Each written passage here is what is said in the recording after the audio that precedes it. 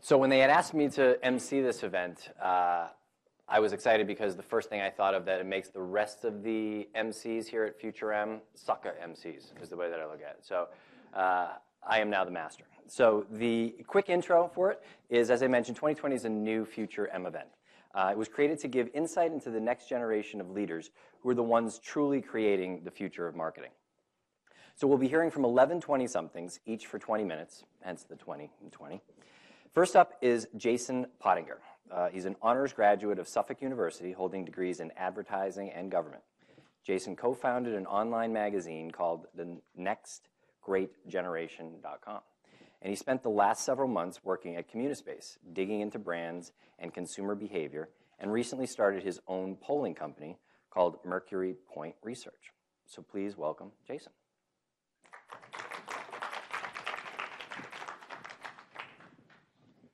Hi, everybody. It is so fantastic to be here, and thank you for coming out so early to support me and the rest of the other 2020 speakers. I'm going to endeavor to set the bar as low as possible for the speakers here. So in my talk, actually, one thing I never asked, how do I click forward? Oh. No worries. You come in the room. Jason. Awesome. Yeah, trigger is forward. Trigger is forward. Trigger underneath is forward. That's back. That's forward. Very cool. So the name of my talk, I changed it quite a few times, but I'm calling it This Digital Life, an Overview, Connecting with Gen Y in Cyberspace. And I think that this is really important for brands in the 21st century because we're going to need to start understanding how our digital lives coincide with our real lives, and if in fact in the future there will be any real difference. And that's going to be a really important thing for brands to grapple with, especially when they're dealing with our generation, with Gen Y. And something that's important to note is we normally talk about Gen Y like they're this really young group, but in fact the leading edge of Gen Y are now in their early 30s, if we think about the way that it breaks down textbook-wise. So we're getting older, we have real lives, and these real lives are taking place both online and off. So the first point I want to make is that increasingly our eyes and our hearts have moved away from broadcast media, and they're moving towards participatory media. This is something that we all know. And millennials are spending a lot more time hanging out in online communities rather than hanging out in front of the television. They're engaging in active social experiences rather than engaging in passive ones, such as taking in television media. This is a really great quote on that. It's about Fark.com. Farkers view Fark.com as a place where they may go to waste time, converse with other people who may share their interests and who enjoy the same humor as they do. It's been called a social playground, where they feel they have a place to go or an outlet for their desire for some sort of interaction. So we're seeking out these interactive experiences online as a takeaway. And so the impact of this shift of consumer attention away from few to many media sources has led many to proclaim that traditional marketing is dead, and we've heard this a lot so far at the conference today. Here's a quote from the Harvard Business Review. We don't really need to get into all that. But to bring marketing into the 21st century, we need to better understand the internet. And it seems like this really nebulous place to wrap your head around, right? Like, what is this abstract thing called cyberspace? How can we understand it better? And I think that understanding it better is going to be key to understanding how we're living our lives online versus offline. But what if we could make it easier to wrap our heads around? And that's sort of the first half of the presentation here, is thinking about what if the internet was an actual physical place?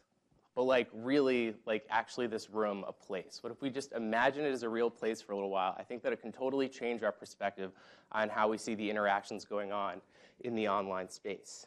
So here's a map of the internet that was on XKCD. And one thing I want to point out about this map, and this is something that Christopher Poole, or Moot of 4chan, pointed out at ROFLCon at MIT this year.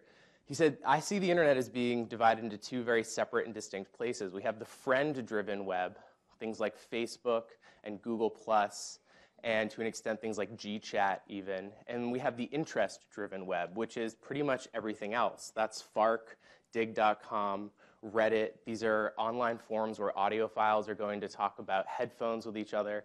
And the difference between these two places, I think, is really important because the friend-driven web is mimicking reality in its closest sense, but the interest-driven web is really what's breaking geography and allowing people of different interests to come together and form these online communities in the first place. So here we have a picture of the internet from around 2005. This is actually 30% of the internet, and what you're seeing are connections between IP addresses. So, you know, it seems really outdated to almost purposely throw an outdated language in this, like cyberspace and the information superhighway, because this is how we used to talk about the internet. And this is actually a map of the highway of the internet. So the next logical question to ask is, if this is the highway, where are people going? And so this is pretty much the same map again, except what I've done is I'm visualized what this map does is called maptheinternet.org or .com, I think. And it's showing websites. Each of those dots is a website, and the size is how many hits that website is getting. So I was looking at this map, and I was like, oh, that's really interesting. This is sort of showing us where people are spending their time on the internet, what websites they're going to. And I kept thinking about it, and it reminded me of another map that I had seen. And this is populations living in urban areas around the world. So what if we think about this map not as where are people going online, but where are people living their virtual lives? Each one of these dots represents time where people are spending with their eyes and their hearts, conversing with other people, having social interactions. Now, obviously not every single website in the interest-driven web is a community, but there are way more communities out there than we typically think about. This is a really great quote in the New York Times recently. As more of our life migrates online, the digital domains where we spend so much of our time may be as influential and important as the towns where we choose to go to school, find jobs, raise our families. The gap between who we are online and who we are offline is closing. So yeah, part of this is like, okay, we're living our lives on Facebook, but we also need to be thinking about how the digital world is influencing our personal lives, how these interest-driven communities that we're going to are starting to shape our identity, our communication, and our culture, and that's sort of what I'm going to get to in the second part of this presentation. So just for fun, let's zoom in on one of these cities here. We've got Facebook, Yahoo, it's Tumblr in there, I think. No, it's Twitter. We've got Tumblr, Flickr. And so we can start to think of all these different dots, not just as websites, but potentially as communities. So one last thing before we sort of jump into what's happening in these cities, I also wanted to point out this idea that while the internet has sort of destroyed what some people have called the tyranny of distance, right? It doesn't matter if we're in California and New York, we can still get together and talk about headphones online. We still have this limit of time, right? So I have enough time to be a resident of Boston, and if I had enough money and means, I could maybe keep an apartment in like Chicago and New York too, but it would really be tough, and maybe I could just eke out being a resident of those three cities, but I definitely couldn't also be a resident of San Francisco or Paris, right? So we only have so much time in a day. As people, we're only processors that are so fast. So not only are these communities where we live online important because there's a lot of interesting things happening there, but we're really limited by the ones we can go to. So the ones that we choose to be a part of and the places we choose to spend our time is so important because that's ultimately very limited. So these communities also start to mean even more to us for that reason alone. And then I just wanted to throw this up because, I'm 26 years old. I thought it was important to find some academics who actually agree with some of this stuff. So if you're interested afterwards, I can talk to you about some of this. So second half of the presentation is I want to talk about the impact that we can have if we start to see the internet in this way as an actual place, if we start to look at these communities as cities where people are living their lives, rooms like this one where people are getting together and having conversations and forming opinions and attaching their identities to them. And so this next piece of the presentation, it's broken up into some chunks because I wanted to make sure that we could sort of pull out where it's most relevant for brands, but it's really sort of one big story. So just kind of roll with me here through this stuff. So the first idea is that identity is becoming a really big part of this story of where we're living our lives online. Now, if everyone could just raise their hand if you have any idea what I'm talking about, if I say the narwhal bacons at midnight. Awesome. So this is something where, my membership in the community of Boston, or my membership as member of the Democratic Party, or of Reddit, or of the advertising community here in Boston, or as an Eagle Scout, these groups all have some sort of impact on my identity. And I would argue that Reddit, this online community here, is a really big part of that. And that's something that brands need to be paying more attention to.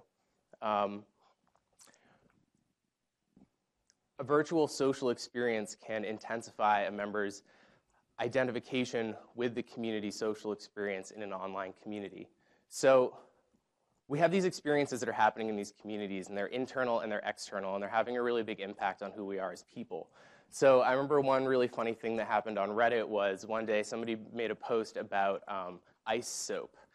And it was this really ridiculous thing where you could freeze a bar of soap in soapy water and then freeze a bar of water that wasn't soapy and then have them stick together. And it was like you can take an ice shower. So you'd scrub yourself with the soap and ice part, and then you'd rinse yourself off with the water part.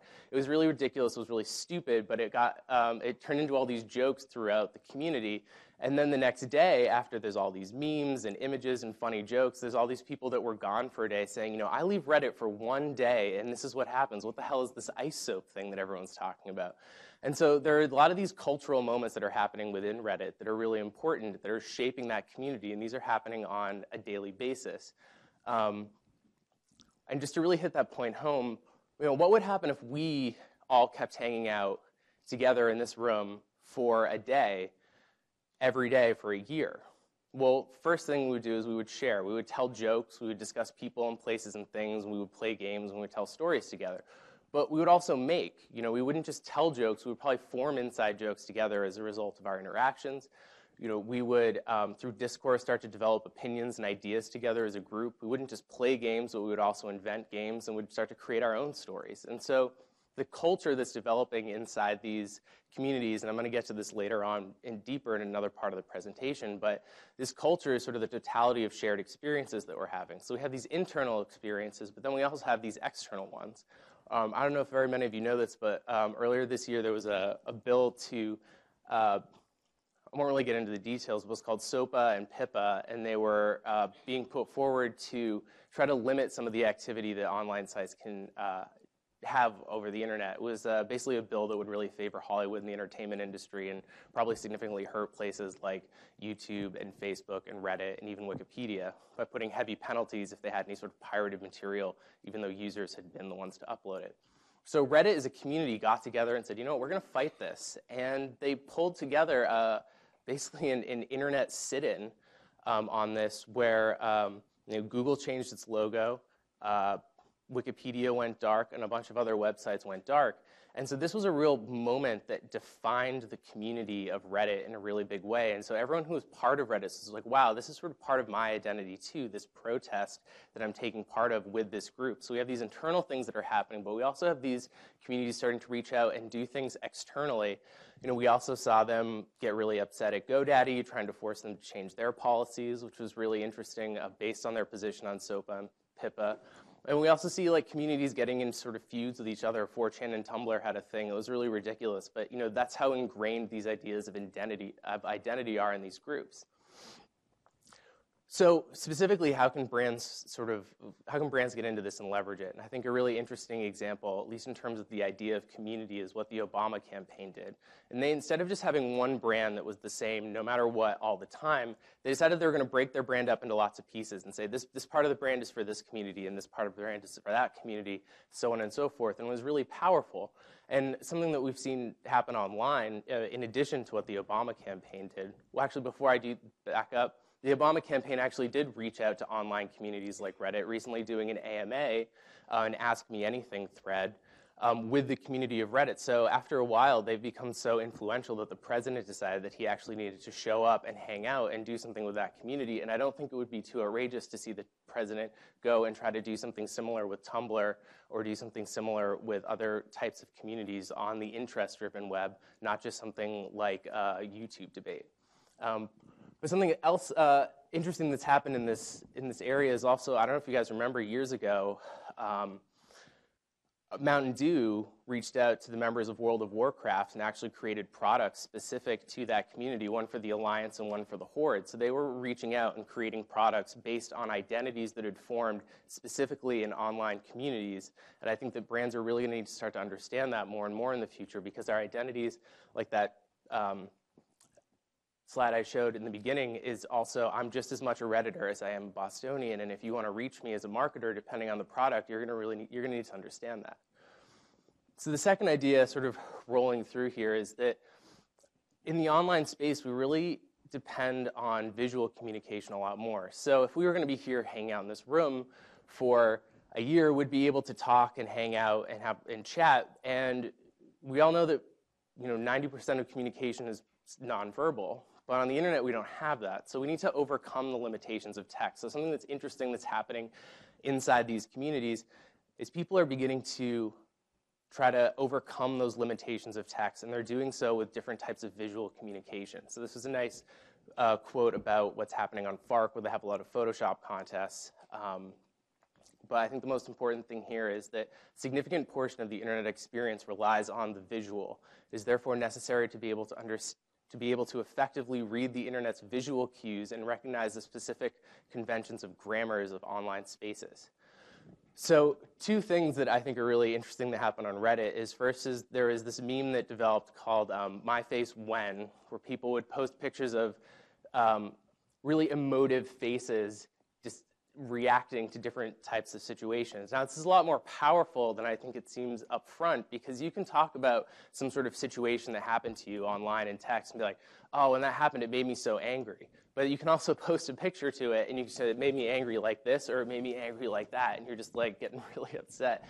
And that's why I think these reaction GIFs are even better, because not only do they show you an actual emotive face, but they actually show you reactions. So this is from a Tumblr called This Advertising Life, which I love. And so, when someone tells me there's free food in the kitchen, but it's already gone when I get there. When a client wants me to do something as inane as putting QR codes on their Facebook page. Love that one. And then when you graduate from ad school and life really gets fast.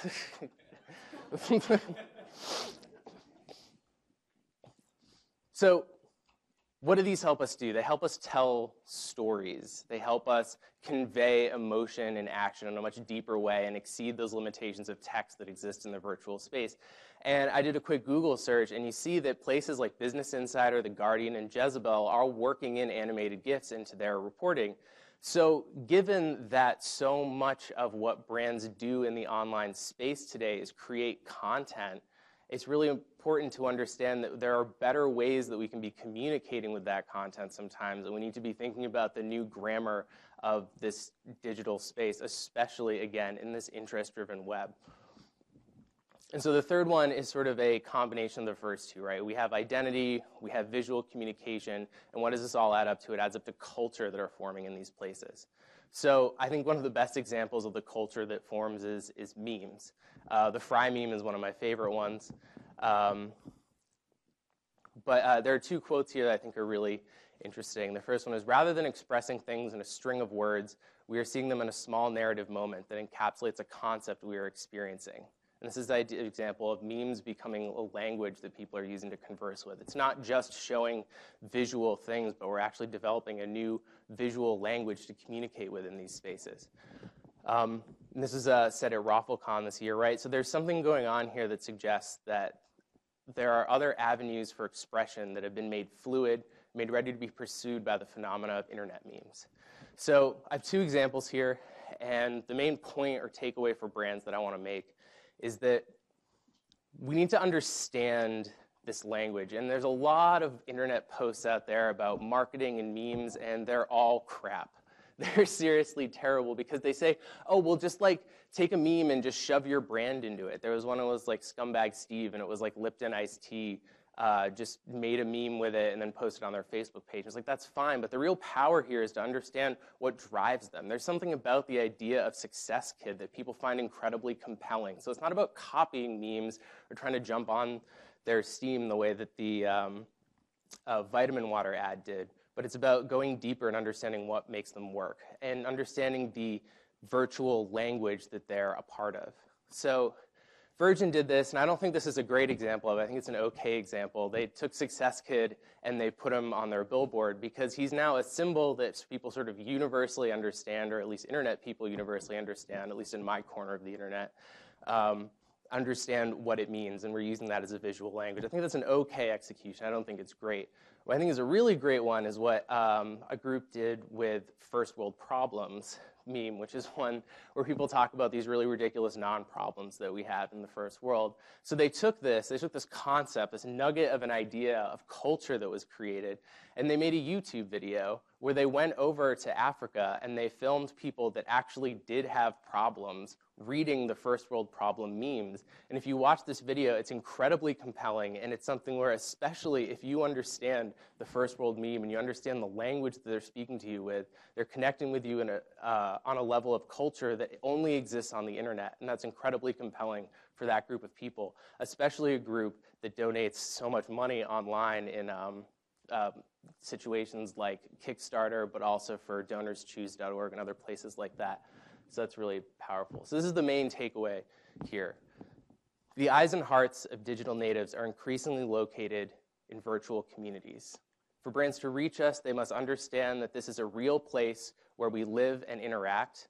And like the physical world, this place is shaping our identity, our communication, and our culture. And if brands start to get in there more and engage with us and understand the languages and cultures forming in the digital space, they're going to be well prepared for the 21st century and reaching consumers there. Thank you very much.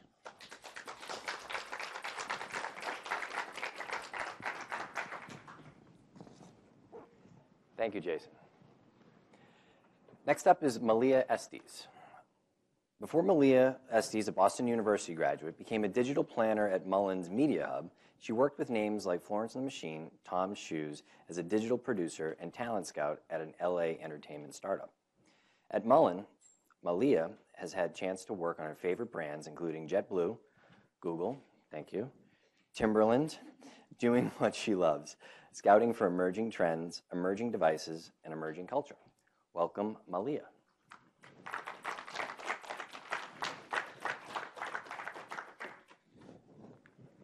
Thank you, everyone. I'm going to test out the mic here, but I've been told I'm pretty loud anyway. So this is augmenting reality for ultimate user experience. And hi, just a little bit about me. Chris kind of covered it. I've worked at a few different places, a few different startups, and now Mullen in about the 2.5 years since I graduated from Boston University. And no matter what I've been doing, if I was a blogger, if I was a digital producer, whatever I was kind of involved with at work, I was always trying to work with the emerging. If it was an emerging band, an emerging brand, an emerging technology, I'm just really fascinated in what drives people, and also in this clicker, apparently. So when the opportunity to kind of submit a topic for this was first presented to me, immediately augmented reality came to mind. And I did kind of toy with a few other topics, but it kept coming back and coming back and coming to the forefront of my mind. And the more I thought about it, the more I was thinking, yes, this really makes sense as the future of digital, because augmented reality encompasses so much of what works in digital and what really drives engagement and good user experience. But before we can talk about augmented reality, we have to talk about reality. And if you're like me, you used to sit through 3 hours of lecture a week in philosophy class trying to figure out what reality was. So I went to the dictionary. I went to my friend at Merriam-Webster, and he told me that reality is something that exists independently of all other things and from which all other things are created. What? So my thinking is that reality is simpler. It's very much about how you perceive something that's happening to you or something that you see.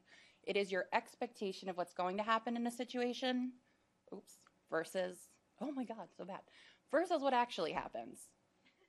You can all see what Sarah was going for here. So reality, it really is. It's about your perception. My perception of the world is not your perception of the world. We share two different realities. It doesn't mean that nothing is real.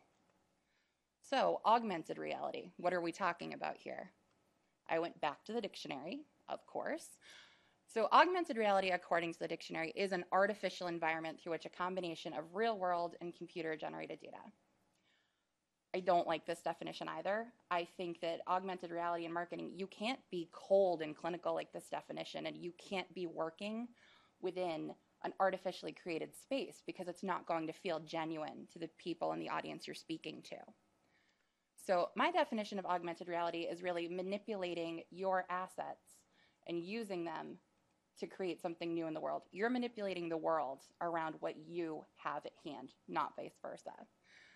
It's really, think about Lady Gaga. She started off as Stephanie Germanotta. She is now a pop culture iconoclast. Think about Katy Perry. She is the same person as Catherine, this little gospel singer girl, but they have augmented themselves. They have enhanced themselves and their brands to the point where you have no idea what's going on with them, but you love to watch and you love to engage. And you'll sit through a 7-minute video of Lady Gaga holding something full of mayonnaise. So augmented reality is really about 2 words. It's about surprising and delighting people. And I think that Best Buy has the best pull quote I've really seen on this. Best Buy in 2009 started using augmented reality in print to make their catalogs actually interesting. So they say, we want to capture consumers' hearts and minds. And why is this important? That's what we're here to do. That's why we're in marketing. If we're not capturing a consumer's attention and we are not arousing them emotionally, then we've lost them. We all know this just as humans. If you see something and it's not interesting to you, you're not going to remember it and you're not going to interact with it. So, how do we create this emotional arousal and this recall? Basically, when we're talking about augmented reality, I think that any digital device can really handle an execution. Ray-Ban does something really cool where if you go to their website, you can use your webcam to virtually try on a pair of sunglasses, but it's a very finite interaction. It's in your home. So when we're talking about good augmented reality, it's going to be a mobile or an out-of-home execution. Generally, if you can tie them together, all the better. So we can see the results are clear. I hate stat slides as much as anyone, but I thought this was really interesting. Out-of-home and mobile AR executions have an average dwell time of 7 minutes. I read that and I was floored completely. Like, when was the last time you even spent a minute interacting with an ad? I literally cannot think of any ad I've ever been so interested in that I looked at it for more than 30 seconds, and that was to read print. So really, we're getting people to interact for 7 minutes. How are we doing it? Mobile app Blipart, they're driving 250,000 minutes of engagement per campaign because they're doing things in the mobile space and helping brands create that emotional arousal, that lasting engagement.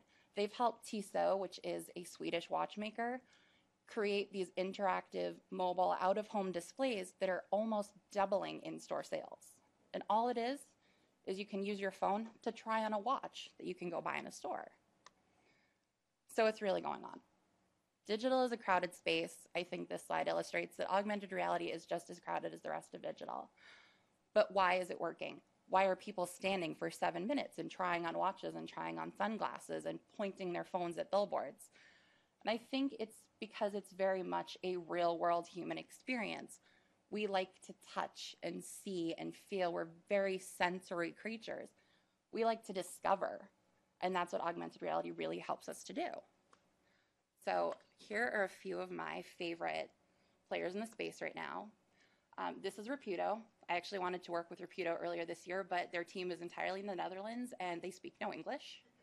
So there was a bit of a barrier there. But kudos to brands like Heineken and T-Mobile and Samsung that have the global teams that have worked with them. So Raputos can either be consumer to consumer or brand to consumer. And basically what happens is there's a very Foursquare-like map built out in the app. And you can go and pick up physically pick up with your phone assets that are digital and have been dropped on that map, almost like a pin. And once that pin is gone, once you've picked up that asset, be it text or a video or a photo or something from your friend, it's gone, it's yours, it lives on your phone, almost like a scavenger hunt. So consumer to consumer Raputos have about a 73% pickup rate. When was the last time somebody had a 73% interaction rate in this room? Any brands? Nothing. Again, the results are kind of ridiculous. Even for the brands, T-Mobile did this amazing scavenger hunt right around the launch of the iPhone 4S in the Netherlands.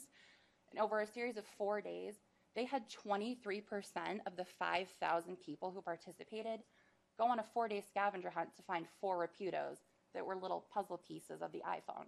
You weren't guaranteed a phone. You were guaranteed a chance at one phone.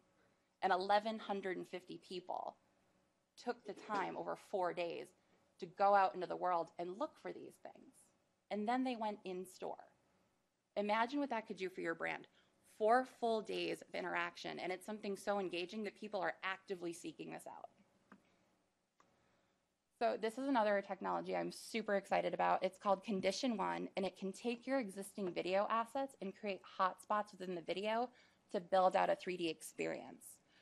They don't have any advertising yet. Believe me, I have been pounding on their door trying to get them to start the conversation, but they won't yet.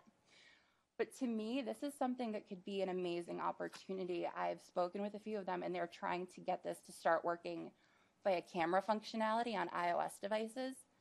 Imagine being able to reach someone who's on their tablet seeing a 3D view of the real world, and being able to place your brand in those hotspots. Imagine someone is pointing their tablet at a store. What if you could insert your brand dynamically into the storefront they're seeing? So who's leading the pack? Obviously, we've all seen some augmented reality executions. Here, I think some of the brands who are doing it the best. Starbucks, always an innovation leader. Starbucks took something that is very ubiquitous and very iconic, the red holiday cups everyone loves, and they didn't do something groundbreaking. They just made an app called the Magic Cup app that produced little characters when you pointed your app at the cup. But they took something so mundane that you never think about, your coffee cup, and they were seeing 5, 6, 7 minutes of interaction, just people playing with these little characters. Another one of my favorites is Bex. So if you're anything like me, you walk the same way to work every day. You don't even realize you're doing it. You don't notice anything new about your walk. I walk from Government Center to Mullen every day. I have never noticed a single thing except maybe the Starbucks. So what Bex did is they placed these big green boxes in high traffic business areas in 7 major US cities. And of course, that's attention grabbing right away. I'm going to notice a big green box. But on those big green boxes, it told users to download their Magic Box app, which produced these amazing art galleries once you pointed your app at the big green box. So just imagine that you're on your way to work, and suddenly there's a massive art installation that no one but you can see.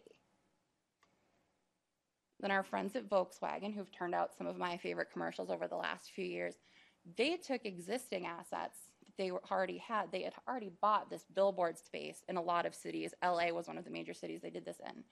And they figured, hey, the whole relaunch of the Beetle is called Juiced Up. Let's juice up these billboards. So they created the Juiced Up app that when you pointed your smartphone at the billboard, the Beetle came crashing through at you. It was a very jarring experience, but I experienced it firsthand, and it was very wonderful in that it filled me with this kind of like childlike sense of surprise, like, oh my God, this is so cool. So that's kind of where augmented reality has been and what's been happening in the space. Where is it going? So this is my favorite slide just because I got to incorporate a little bit of Star Trek. Thanks, guys. So Google, I think we all know, is working on a project called Project Glass. It's basically a pair of glasses that help you integrate your digital life and your physical life. It's an augmented reality experiential tool. And I really love this quote from them. Explore and share your world, putting you back in the moment. Really integrate your physical and digital selves. But of course, Google is not the only player in this space. I've told you all roads kind of led back to Rome. All roads led to AR in this presentation for me. I think we're all pretty clear in that a lot of marketing innovation leads back to Google. They are the big player in this space. Even fashion designers are playing with Google in this space. Diane von Furstenberg put the glasses on her models this year at Fashion Week to get kind of a model's eye view of the whole experience. Microsoft is also a really interesting player. I think Kinect, we maybe don't think of it as an augmented reality tool, but that's what it is. You're using the Kinect device to put yourself in a video game and control characters. The problem here is augmented reality. It's all about being on the go, being in the world, and I would not drag my Kinect down the street. You couldn't pay me to do it. It's not something I would do.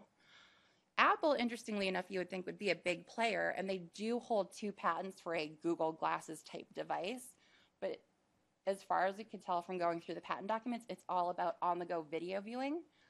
So they're usually an interesting player to watch, but there's not much that they're doing here. So my vision, who can kind of help us get to the next level? Well, I say that we should use Google to monetize the world. I started with a question here. What would happen if we married Google goggles to Project Glass? Magic. So for anyone who doesn't know about Google goggles, it's basically this really cool service where you take a photo of something and you're served up information powered by Google search on what that is. If I take a photo of the Golden Gate Bridge, it's going to tell me about the Golden Gate Bridge, about San Francisco, about the history. So my thinking is, what if we take the form, the Project Glass glasses, and marry it to the function? We could create this constant augmented reality experience. What we could do is work with the Google Display Network, work with Google's first-party data, and create real-time cross-platform retargeting, which is basically my dream. So we do need to get practical, as much as I hate to be. We have a pony in the race, but we are not close to the augmented reality finish line. Yes, the augmented reality adoption, the baseline is expected to grow 50 times between 2008 and 2014, and it is expected to drive about $1.5 billion in revenue by 2015. But the problem with a lot of new digital technologies, including augmented reality, is cost and is device adoption. So I think it's really interesting that most smartphone users outside of the US don't actually have a mobile data plan. Within the US, mobile data plan adoption is only at about 67 to 70%, which is fascinating to me, that a full 30% of our smartphone audience is not able to access the web. The other thing is, even device adoption is not 100%. Yes, our audience is definitely more desirable if they have a smart device, but you're still counting so many people out if you're building out an experience that a large segment of the population can't be involved with. We also have to talk about cost. A lot of augmented reality executions, you're going to have to build out additional digital assets, and it's going to take you some time. But again, I don't like to be practical. I've seen the future. Future is augmented, and I hope you agree. So thank you.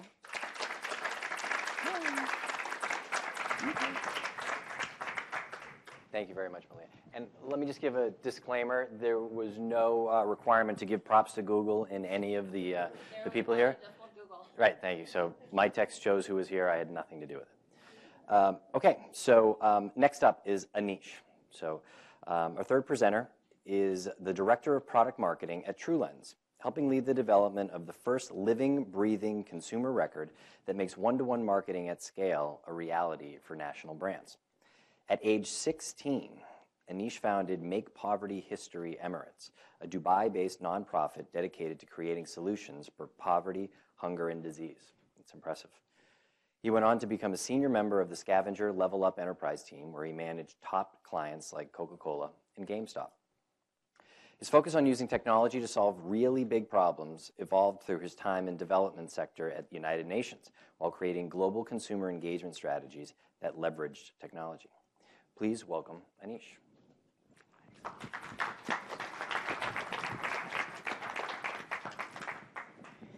You guys must be really excited to hear about databases. All right. Is this thing on? Check. Yeah. All right. Awesome. I don't know what. So our overall goal is to influence customer decisions. And if you're a marketer, which I imagine most of you are, like myself, it's to favorably influence customer decisions. So when we think about decisions, we've traditionally looked at it as a funnel, right? So it starts with building awareness and ends with a loyal customer. But customers today are faced with more decisions than they've ever had in the past, right? So do I open an email? Do I click a link? Do I click an ad? Do I share something on Facebook? Do I share it on Twitter? Do I post it? All kinds of decisions. Do I add it to a cart? So in reality, we've moved to a process by which customers' decisions are happening on an ongoing basis, right? So we're moving from a traditional funnel to something that's happening on a constant basis. And we need technology that allows us to view these decisions as a process, rather than just a unilateral path from point A to point B. So my name is Anish Kadukaran, and I'm the Director of Product Marketing at TrueLens. Thank you all for joining me. I'm going to be talking about the very sexy social CRM. One of the interesting things that we're doing at TrueLens is we're actually building this really intelligent technology that is bridging this huge gap between social media and CRM. And we're doing it for some really interesting clients like American Express and Adidas and Bank of America. And Chris here is paying my paychecks, basically. Just kidding, thanks. We like the money, Google, and it really helps. And they, again, didn't ask me to say any of those things. So just to move things back a little bit, right? So to focus in back on our primary goal, which is to influence customer decisions. Now, you've likely heard of this before as getting the right offer to the right person at the right time with the right info. Most of you have heard of this, right? But regardless of how you talk about it, there's three fundamental components. There's the what, there's the where, and there's the when. Right? So what does any of this have to do with social CRM? So before we can sort of go to that point, we kind of need some perspective on how we've addressed this what, where, and when traditionally. First up, mass media. So mass media started with newspapers and radio. It later evolved to broadcast media, and then magazines. Then we had out-of-home advertising. And what's sort of, sorry about that. What's characteristic of mass media is the fact that it's able to scale tremendously. Right? So the scale that we're talking about is 1 to a million, 1 to multiple millions. And the idea is if you send out a message to millions of people, it's likely to be the right message for at least a few of those people. The challenge is that it's extremely expensive, incredibly hard to measure, right? And let's not even talk about attribution. What's really interesting is that despite the evolvement of new media channels, the advertising spend for all media has actually increased over time.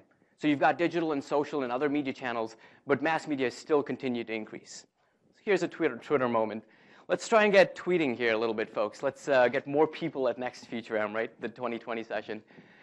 And then from there, we moved to digital media, the oncome of the internet, right? And that just completely revolutionized what happened in the marketing space. For the first time, we could send targeted messages that were trackable and measurable, right? So that just fundamentally changed the advertising space. But here's what's really interesting. How we measure that has been and how we do that targeting has always been on this passive idea of web behavior. So let's stop and take a look at that for a second. We all visit anywhere from 50 to 100 websites a day. Does that mean I want to buy something from every website I visit? Absolutely not. I would be broke out of my mind, right? Or do we want to buy something from every search result? Not necessarily. And so this is telling in the fact that only 0.2% of people actually click through an ad on average. And then came social media. So social media kind of flipped the dial on brands that were looking to continue talking at their consumers. Right, so we went from talking at consumers and thinking about messages being delivered to actually having a two-way conversation between a brand and a consumer. Right? So the scale changed from 1 to a million to 1 to 100,000, and now we're at 1-to-1 communication with a brand. Right? And so this has been great for customer service, but for traditional marketers, it's been really fuzzy.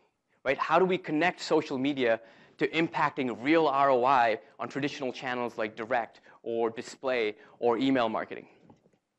So what does this all have to do with social CRM? Right? So instead of focusing on the performance metrics of a few individual channels independently, what we need to be doing as marketers is to be looking at individual customers. Right? What are the signals that they are giving us as a brand? Let them tell us what they want to hear about, when they want to hear about it, and how they want to hear about it from us as marketers. And social CRM enables us to do that. And the key component of having a true social CRM is social graphic data. So let's talk about that for a second. CRM, customer relationship management. For those of you who don't know what that is, it's a fancy word for a customer database. Right? So a brand has a customer database. This is where they have things like your name and their address. They have your transaction history. Any interactions that you've had with a brand is in a customer database. and other data that they've possibly bought from a data vendor and that they've been able to connect back to a customer. Now, most brands don't have enough good data to actually understand who their customers really are, or what they want to hear about, or when they want to hear about it, or how. With demographic data, right, so brands start to learn about the age, the gender, the income levels of their customers. Now, what's really interesting here is if you're segmenting your customers only based on demographic data, then you're making some really, really bad assumptions. You're assuming that everyone of the same age and of the same gender and who live in the same zip code all have the same interests and preferences. And we know that to not be true, which is what makes psychographic data so important. So that gives us some interests and preferences, so insight into things that drive our consumers. But the challenge here, again, is that none of this is actually at the individual level of the consumer. It's sort of at a household level, kind of aggregate, has some potential to be inaccurate. That's where transaction level data gets us a step even closer to that consumer, right? So here we have the actual purchase behavior of a customer, and that's pretty huge, right? So you get to know not only what a person is buying, but you know when they bought it and how much they spent, right? So if John walks into a Target and buys 2 pillows, fantastic, you know that he spent $32 on Tuesday. But why? That's the limitation of transactional data, is the why. Why are they doing that? And that's what the huge potential for social media is for us as marketers, is being able to leverage, this understanding, this context to these decisions that customers are making. And that's going to completely revolutionize how we view marketing. But the problem is, well, not the problem. Let me take a step back. So social media is where everyone is, right? All of our customers are on social media. They're talking about all of the things that they do. They're interacting with each other. They're talking about FutureM. They're talking about brands. They're talking about all kinds of media that they share, content that they share, games that they play, videos that they play. All of that exists, right? But how do we connect that back? That's the huge step that we need to take. So, blanking out here for a second. So when I referenced John a second ago and how he bought pillows. Social media is actually the place that he expressed that he bought those 2 pillows because his mother-in-law is visiting for 2 days, right? And so there we've got these 2 things connecting. On the transaction side, you know that he bought 2 pillows. On the social side, you know that his mother-in-law is visiting. So if we can connect those, that's what's really powerful. And that's the true potential of social media, not as an interaction channel alone, but as a data source. So there's a lot of companies that are talking about social CRM, and there's a lot of definitions for it, right? So let me tell you what social CRM is not. Social CRM is not jamming those 2 things together, not just taking CRM and social and sort of putting them together in a haphazard way. Social CRM is certainly not a lot of things that people are calling, when people talk about social media monitoring services that sort of track keyword mentions and track brand mentions. That's not social CRM, right? And social CRM is certainly not just jamming, a Twitter ID or a Facebook ID into a CRM. I mean, that sounds great in theory, but what do you actually do with that? What are you going to do as a brand if you had my Twitter ID? Are you going to, spam me with public messages on my Twitter wall? Wow, I'm getting them all confused. But you're going to spam me with public Twitter messages? Are you going to hire 20, 50, or 100 interns to send me personal messages on Twitter? No, that's not scalable. That kind of messaging is just not scalable. So what is social CRM? So let me define it for you. Social CRM is about being able to get individual level insights connected to our customers from social media that lets us as a brand interact with our customers in more personalized and custom ways than we've ever been able to do. And here's the kicker. It's not just via social media. It's across all media channels. That's what social CRM is. And the thing that enables social CRM is social graphic data. It's this layer of data that gets us closer to the customer than we've ever been. So let's take that in for a second, right? It gets us, social graphic data gets us further from where demographic, psychographic, and transactional data fall off. It gives us the interests, the intent, the influence, things about a customer that we've never known before. So let's recap again, right? Social CRM is social insights, not just a Twitter handle that's connecting to our customers in our CRM that allows us to act on it across channel, not just in a single social media space. That sounds great in theory. Hopefully, at least 2 of you agree in the audience. But what does this actually look like, right? How does this look in the wild for an actual consumer? So this is sort of a simplified view of what a customer database looks like, right? So you've got some contact details, you've got the names of your customers, you've got their age, you've got some demographic, maybe psychographic and transactional data. What does this look like with social graphic data layered in? For a brand like Chevy, you're now adding in things about their customers that they've never known before, right? So you now know the advocacy level of a customer. You know their intent to purchase. You know things like their brand affinities and how they're changing over time. You know their interests and so many more things. So let's focus in a little deeper, right? So let's focus in on Jane here. So Jane's a Chevy customer. She bought an awesome 4-door sedan. She bought the Chevy Impala. 3 years later, her data is still in their customer database, right? But none of that has changed in those 3 years. But with social graphics, you start to see that her brand affinities have changed. You start to see a spike in her affinity for Babies R Us, right? And that's coming from her conversations around that brand, from her check-ins around that brand. And so that's an important thing for Chevy to be able to pick up. From there, Chevy realizes that her intent to purchase a new vehicle 3 years later has actually changed. She's in the market to buy a new minivan, and we know that because she's test driving a Toyota Sienna. With the traditional data sets, we don't know that, and now we do. Based on those 2 signals, her affinity for Babies R Us and her intent to purchase a new van, we now know through social graphic data that her advocacy level is at a detractor level. So that's a really important signal for Chevy to be able to act on. They're about to lose a customer that they've had that has spent money with them. How do they act on that? And so that's where social CRM is huge. So let's think back to that goal about how do we influence a customer's decision. With social graphic data, that how, what, and when gets us so much closer to achieving that goal. Right? So we know about her intent to purchase a new Chevy vehicle. Right? It's a minivan. The what in that equation is the fact that she is looking for a minivan, and we know that through social graphic data.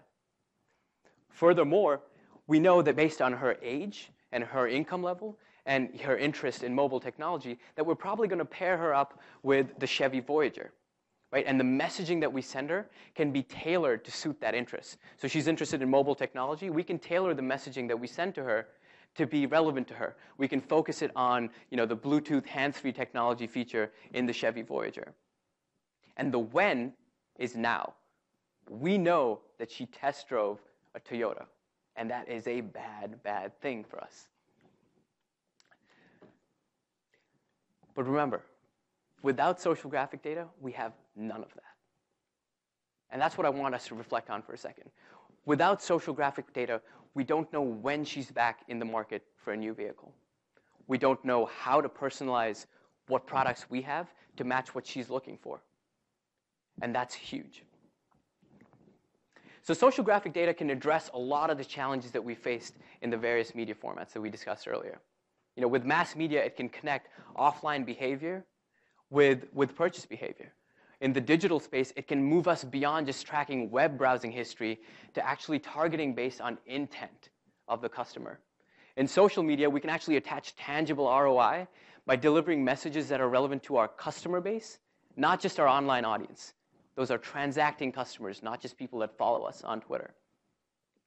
Is it all perfect and pretty? Absolutely not. There's a lot of challenges that we face. There's a billion different expressions happening on a daily basis in social media. I told you that would interrupt my flow, but I've got 5 minutes left.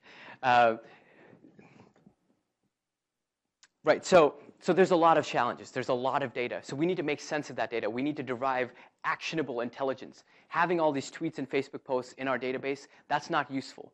Being able to act on specific intelligence, that's what's really important. Right? And then the big step there is being able to connect that intelligence to our customers in our CRM. So there's a lot of challenges. So if we realize the potential of CRM, what is it going to take? I'm going to leave you with 3 things: timely data, automation, and intelligence. Timely data. So if we go back to that example with Jane, the most important part of that was Chevy being able to know that this person was back in the market for a new van when she wanted to do it.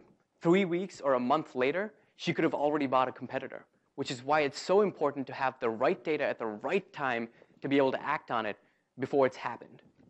So that's incredibly important. Intelligence. Like I said, there's a billion different expressions happening in social media on a daily basis. That needs to be converted into some kind of intelligence that is actionable. And that's what's appended back to our CRM that we can actually act on. And finally, automation. We at TrueLens, we're ingesting millions of data points into the CRM bases of our customers on a real-time basis. Now that becomes incredibly powerful when we can couple that with technology that's able to automate based on specific triggers that we find. So if we find that someone has just expressed an intent to buy something, an email technology that's able to pick up that trigger and send that person a personalized message based on their interests, that's what's really powerful, and that's what will get us to that point. So here's our last tweetable moment of this presentation, at least. The future of CRM has 3 fundamental components. It's being able to get real-time data, to have actionable intelligence, and to have automated technology that can leverage that intelligence.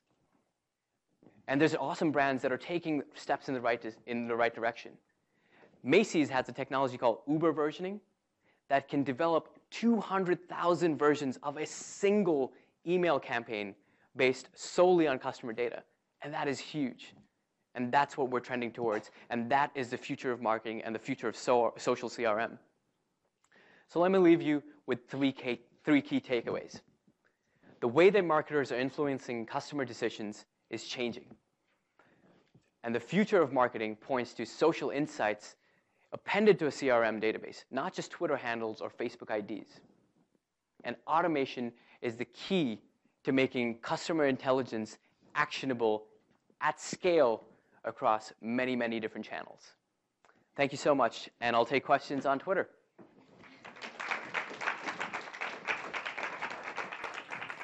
Great, thank you, Anish. Okay, so I guess as part of the role of an MC is to let you know where we've been and where we're going. So we've had 3 amazing presentations. We have 2 more, and then we're going to take a break. We'll come back with 5 equally impressive ones after that. So next up is Jackie. So our 4th presenter is Jacqueline Miller.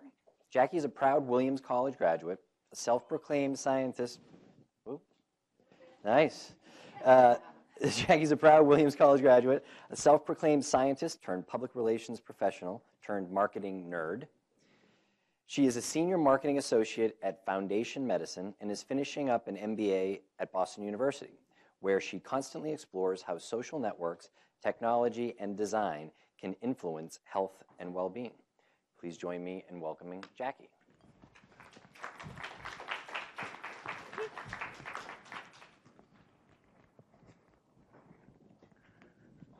Awesome.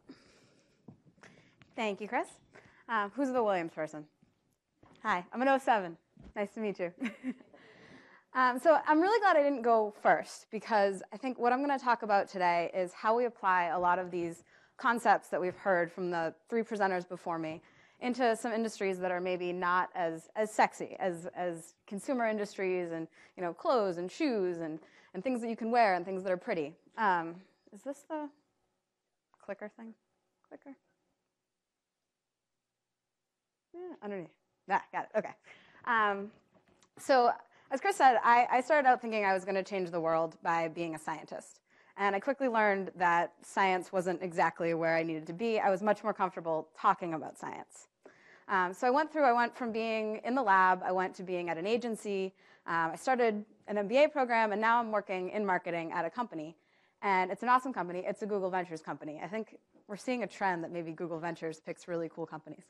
So it's great. But what I'm learning is that we really have a need in these unsexy industries for young people or old people, whoever, anyone that has some really creative and interesting ideas in how to use new marketing technologies to reach customers. And the customers in this case are people with health problems or transportation problems in serious industries. So I want to convince you today, and who is here because they need a job or might be looking for a job? Nobody? Everybody loves their job? All right, some people looking for jobs.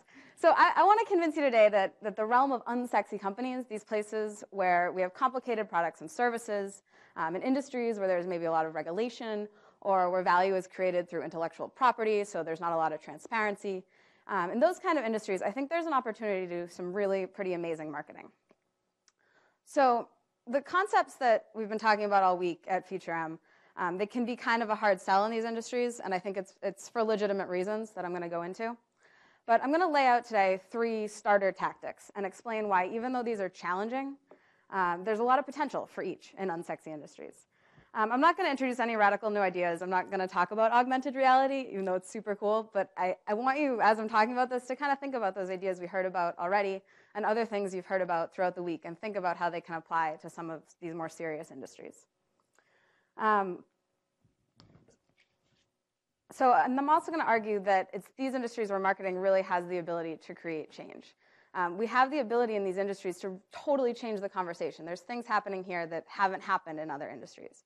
And I'm going to focus on the life sciences because that's what I know the best. But I think the underlying way to do this is to pick up a page from our friends in tech and mobile and to start having more fun in our marketing initiatives. So what do I mean by having more fun? I'm not saying we need to start calling everyone a ninja or a rock star or a guru, unless you work with Russell Brand and the Dalai Lama, in which case you should certainly call it like it is and advertise that. That's great. And there is also a ninja in this picture. You just can't see him. But I'd encourage you not to do that. In unsexy industries, people don't like gimmicks. That's one thing I've definitely learned. You can't go up to the CEO of your healthcare company and tell him you want to hire a marketing guru. He's going to be like, no, I want a senior associate or a director of whatever. It just doesn't work. And I'm not saying we should have more fun because I'm 27 and I like having fun, which is true, I do. But that's not the reason I want to talk about this. I think that the basic premise of choosing marketing strategies that are fun in industries that are typically very serious is that it gives marketers, like you guys, the ability to change the conversation and use marketing to educate your consumers and shape the direction of products and services for the better. And that's a lot of power that you can grab as a marketer that you might not be able to have in other industries. So what kind of strategies am I talking about here? Oh, it got cut off. There's a lot of frameworks that can be used to describe FutureM, and I'm not going to go into them all because we've been talking about them all week. But it's really the customer-centric, content-driven, social whatever. And I think the Old Spice Man commercials are one of the best embodiments of this that we've seen recently. I'm guessing you're mostly familiar with it. It was unexpected, it was funny, it was simple, it got across the brand attributes, and it really engaged the customer. So, these are some of those other terms that we throw around all the time. But I think what it comes down to is getting rid of jargon and being able to engage customers through transparent means of communication. And this has been successful in consumer industries. We've seen it explode over the past 5 years. And it's been successful because customers are demanding it. Transparency, reputation, and social influence are becoming increasingly critical. And I think it's not just in consumer industries where we need to focus on this. So I'm going to pander a little bit to the Boston audience with a HubSpot reference, but I really do love this book, Marketing Lessons from the Grateful Dead. It's by David Merivyn Scott and Brian Halligan. And this quote sums up really well why being transparent is only going to become increasingly important. They say that lack of transparency is especially problematic for younger generations who grew up on Facebook. For these people, privacy and transparency have much different meanings than for someone who didn't grow up in the digital age. So as the Facebook generation grows up, even B2B companies that you think of as the most serious, staid companies where everyone wears suits are going to need to embrace transparency because the decision maker at the other B is still going to be a person. And more, it's going to be a person who grew up checking in on Foursquare and tweeting and being on Facebook and engaging with people on a really personal, transparent level. So what are some gateway tactics to try in these complicated, unsexy industries? And I didn't mean to make them all number one, but I think it's good because they're all very important. So we're not having a hierarchy here. These are all number one. So these are the three I want to focus on today. I took these from Marketing Like the Grateful Dead. You know, it's an awesome book. You can read it in like an afternoon. But these are three that I thought really resonated with what I want to talk about. So we're going to talk about bypassing accepted channels to keep failing and to free your content. So the first one, bypass accepted channels. This is the Airbnb Zipcar model. I don't know if you can read these quotes, but these say that I am an awesome guest. They say that I am clean, I leave the house neat, I don't throw parties. My mother would be shocked. She would be like, not recognize this person. So I'm totally bragging about the fact that I'm a great guest. But I think it's really cool to have this service where you know that your behavior and your reputation and how you interact with everyone is going to directly impact your credibility and your ability to engage in this community that you're in. So it's awesome. It's fun. You can get cars, you can get houses. It's really difficult to do in a highly regulated industry like medicine or drug development or healthcare. I think people have tried to do these like doctor rankings, but we all know that if you move to a new city, finding a new doctor is impossible. Like when I moved to Boston, I didn't go to the dentist for longer than I'm willing to admit because I didn't know who a good dentist was. And it's the same thing with doctors. So, and I mean, everybody's seen direct-to-consumer drug ads where it's like 5 seconds of information and 45 seconds of how you're going to die if you take the drug. So it's hard in regulated industries. But I want to think about what would happen if we could do this more genuinely. If new drugs, medical devices, treatment paradigms, these all take a long time to develop. So what if marketers not only saw their role as having a long-term commitment to that ultimate customer or to the insurance company that they're going to purchase these drugs from, but what if they also started out at the beginning embracing social media and transparent communication to really engage with the people who ultimately are going to benefit from their product? So this is kind of scary for people that have been in this industry a long time because it's a very different degree of transparency. It's this. It's having your reputation and your transparency out there for everyone to see. And it means that as marketers, we need to start having a comprehensive view of gatekeepers and deciders and influences all across the channel. And it's hard to get that in these complicated sales funnels. So I think, I want to think about what it looks like if this happens. And I'm going to use this quote again, and I bet you've seen it like 25 times this week because it's a great quote. It's about traditional marketing being dead. And I think that if we can do this in the healthcare industry, we start to have new possibilities of peer influence, community-oriented marketing. And I'm really fascinated by this opportunity to create growth through authentic customer relationships where we haven't had them before. So this does happen sometimes. There was an example of this drug called Herceptin. It was one of the first genetically targeted drugs for breast cancer back in the mid-90s.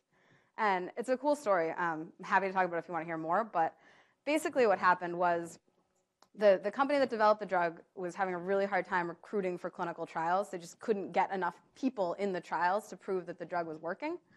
And at the same time, there was kind of this patient advocacy community that wanted access to the drug. And they couldn't figure out how to do it. So in the end, they realized that they had to partner with these patient advocacy groups, and they ended up being able to get through approval much faster than if they hadn't in the first place. So I think, since that time, there's a lot more activity around that. We have companies like Patients Like Me, which is connecting people with health issues with others who are dealing with the same kind of things. And you have patient advocates who are starting to say to these big companies, listen, we're a resource for you. You can use us as a resource. We want to help make treatment better. But it's still just moving very, very slowly. And I think as marketers, we have the ability to accelerate that change by explaining to our senior management and our legal teams why it's important. And I think that this will allow the company to be part of a bigger community where, like in Airbnb, your reputation and your credibility really become key marketing assets. So the next thing I want to talk about is this idea of continuing to fail. So in serious, unsexy industries, you can't have product failures. It's not like when Twitter's down and they give you the cute fail whale, like not the same at all.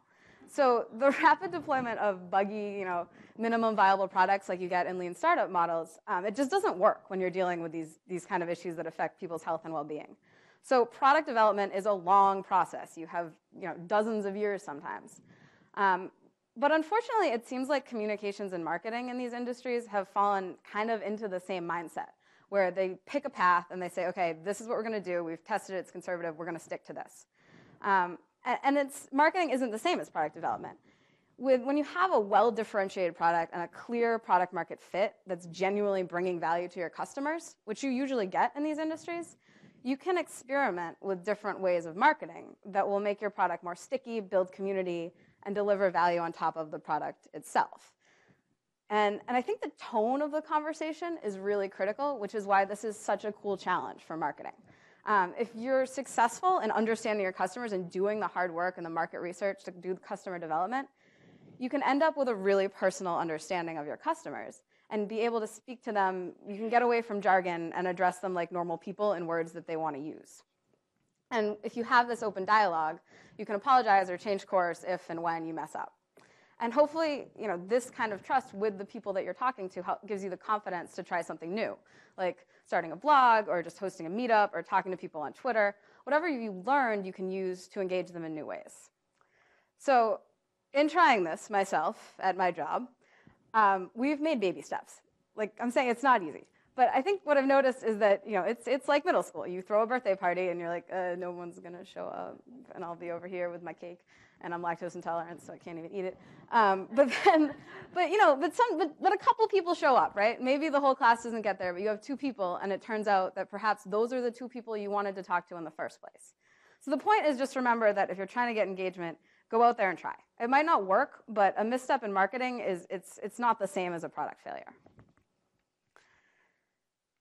So a corollary to this one, and something that is particularly relevant in Boston, and they talk about it in this Grateful Dead book that I love, partner with entrepreneurs. And a company that's doing that really well in Boston is called Athena Health. And they describe themselves as being, wait for it, a leading provider of cloud-based practice management, electronic health records, and care coordination services to medical groups. This is not exactly the sexiest company. But when you dig in to see what they're doing, they are doing some super sexy things. They're really trying to reach out and find entrepreneurial ideas and help incubate them and bring them in with this More Disruption Please conference. And what they're doing is they're allowing themselves to try out ideas that very well might fail without tarnishing their brand. And I think that's a really cool idea, and I hope that more people reach out and do things like that, where you're a big company, you have some resources, you get to try things, and you get to see them fail, and that's fine. But maybe you learn something and you become the first people to adopt a new technology. And I think it's ideas like this that will let us start to take advantage of some of the great ideas from tech and mobile and social and bring them into these more serious industries. So the last thing I want to talk about, and potentially the most important, most difficult, most rewarding thing, is this idea of freeing your content. So similarly to talking about failure, people have a natural allergic reaction to freeing content in industries that are driven by intellectual property and trade secrets and an ability to be the first to publish some new research. But I think as marketers, we can look for interesting content underneath all that proprietary stuff and start to tell the stories of why we do things as companies. A really cool example of this I have up here is Warby Parker. They're the hipster glasses people. They put out this annual report last year that I was just fascinated by. And they used all these cool infographics to show not just the stunning growth of their company, but also their culture, their future direction, their ways that they were engaging with customers. And I thought it was awesome. And it just opened this up, and it made me think, what if a hospital or the MBTA or other industries started embracing things where you create something that's valuable, but also shows a part of your story as an organization.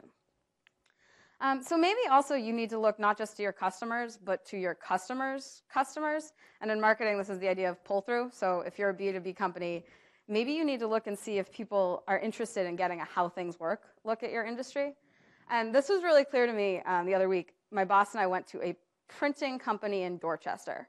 So we were trying to find somebody to print and ship all of our collateral, and we're calling all these people, and they're kind of boring. And then these guys were like, listen, why don't you just come to Dorchester and check out our facility? And we were like, oh, okay, cool, that'll be fun. So we weren't that excited. But it ended up being the smartest thing they could have done, because we showed up there and we were like, oh my God, this is amazing. They can do all these custom, collated, personalized things, and there's these giant machines and things whipping around. And not only that, these guys are so excited about the printing industry. So I got back from that trip, and I couldn't wait to work with them. I was like, I want to put together my sales packets, and I want to ship them to California, and it's going to be awesome, and we're going to put everyone's names and pictures, and it's great. And there's just no way I would have been that excited about shipping collateral if I hadn't gone to their factory and seen what they're doing there. And that's something, it got me totally thinking about different ways that they could do their own advertising. And I'm like spewing them at them. And they're like, it's cool. We're good. We don't need your ideas. Just buy our product. But I think that's something anyone can do, even in complicated, highly regulated industries. You can find the activities that are interesting. Oh, I skipped a slide. It's fine. Real Housewives was on there because people like to see the behind-the-scenes dirty look at things. And I think that's something as marketers we can do. So why am I so excited about this? And why do I feel so strongly that unsexy industries need to do these three things? Go directly to the customer, embrace failure, and free their content. So I started off by saying that having more fun in typically serious industries is a way that marketers can have the most impact on their companies and on the world. And our generation, we're leading this transition to a world where reputation isn't built on being infallible, it's built on being transparent. And more, we're beginning to demand that the companies who produce our goods and services speak directly to us in our language about our concerns. So while as the millennial generation we're leading this charge, we're not the only ones it benefits. And I think that if we start talking about the how and why of activities within the health system and public services and other complicated, serious industries, we're going to end up with an unprecedented level of transparency. And what that does for us is it lets us explain things much more simply. It's not going to be good enough anymore to do things because that's how they're done. We're going to have to start to explain things out loud. And as marketers, it's our job to break down complicated ideas, engage our customers, and maybe start to have real proof that certain tactics that have been done for a long time just don't work. And if we can quantify and qualify that type of data and present it to management and product developers, I think we can be real conduits for meaningful change in these important fields. And I think it's a really important job. So the final slide I have here, I don't think the author was trying to be particularly profound. And what it says is, it's this woman, Julia Spolinsky, who's hilarious. And she says, the next time someone complains about millennials, maybe remind them who linoleumed over all the hardwood floors. And so this struck a chord with me.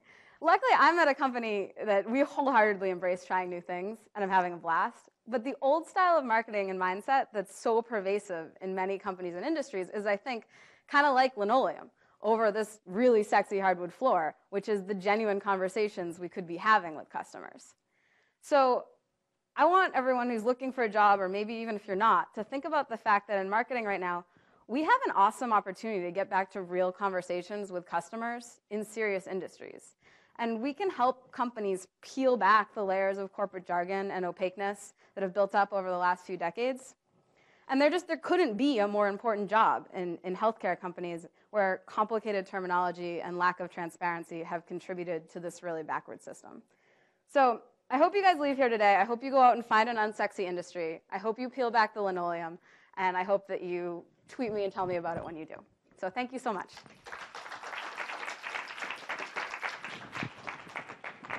That was great. Thanks, Jackie. Okay, for our last presentation before we go to break, we're going to switch it up a little bit, do it a little bit differently. Like that House of Pain song, Jump Around, Jump Around. You know, they say, get used to one style, yo, and I might switch. So we're going to switch. So we've got, it's actually a co-presentation with Tyler and Matthew. So it's our fifth presentation, co-presented by Tyler Conklin and Matthew Doyle, the co-founders of Facelift Media Group, a marketing company based in Binghamton, New York, and also Wisconsin, Long Island. Tyler has spent many years working for small, locally owned businesses in many different roles and focuses most of his free time on traveling extensively. He draws from these interests to develop social media campaigns for small local businesses. Tyler is a 2011 graduate of SUNY Oswego with a bachelor's degree in business administration. Matthew Doyle is also a recent graduate of SUNY Oswego, designs social media marketing campaigns driven by research and executed through interaction. Welcome, Tyler and Matthew.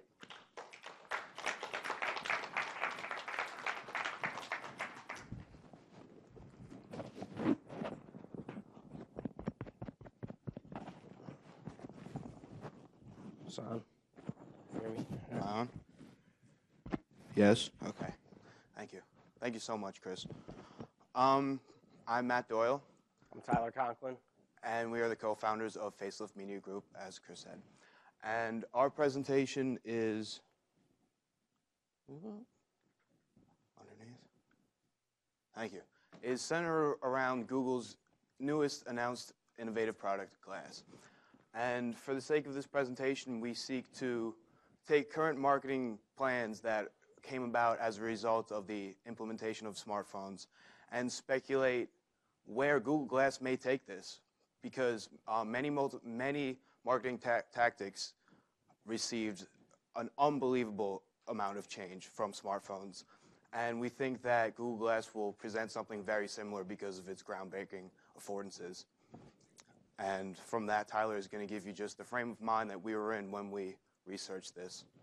So what we want you to think about, excuse me, is a world where you can walk down the street and text your friends or your colleagues without your phone in your hand, or without, while you're walking around looking at things.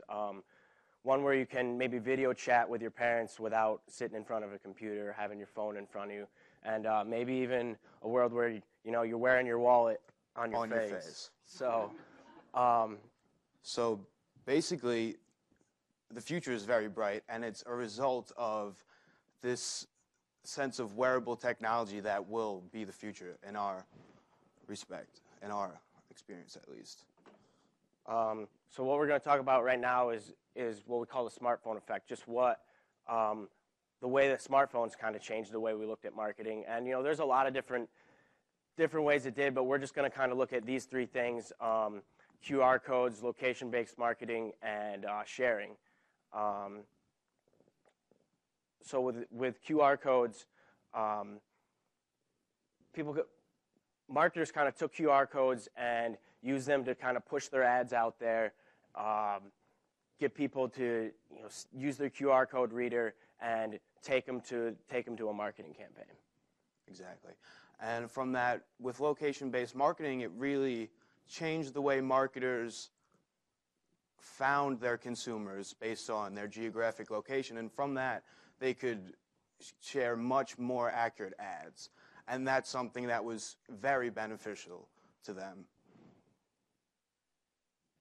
And with sharing, another thing that was very, very influential is this whole sense of electronic word of mouth, and that some consumers don't necessarily trust brands, but they do trust their friends.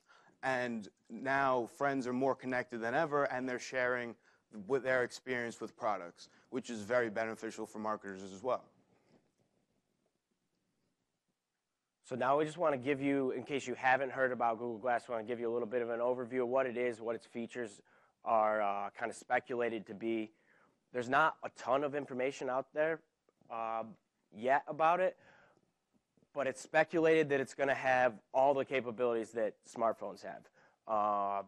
Text, email, calling, microphone, speaker commands, kind of like Siri, and GPS features, so it knows where you are.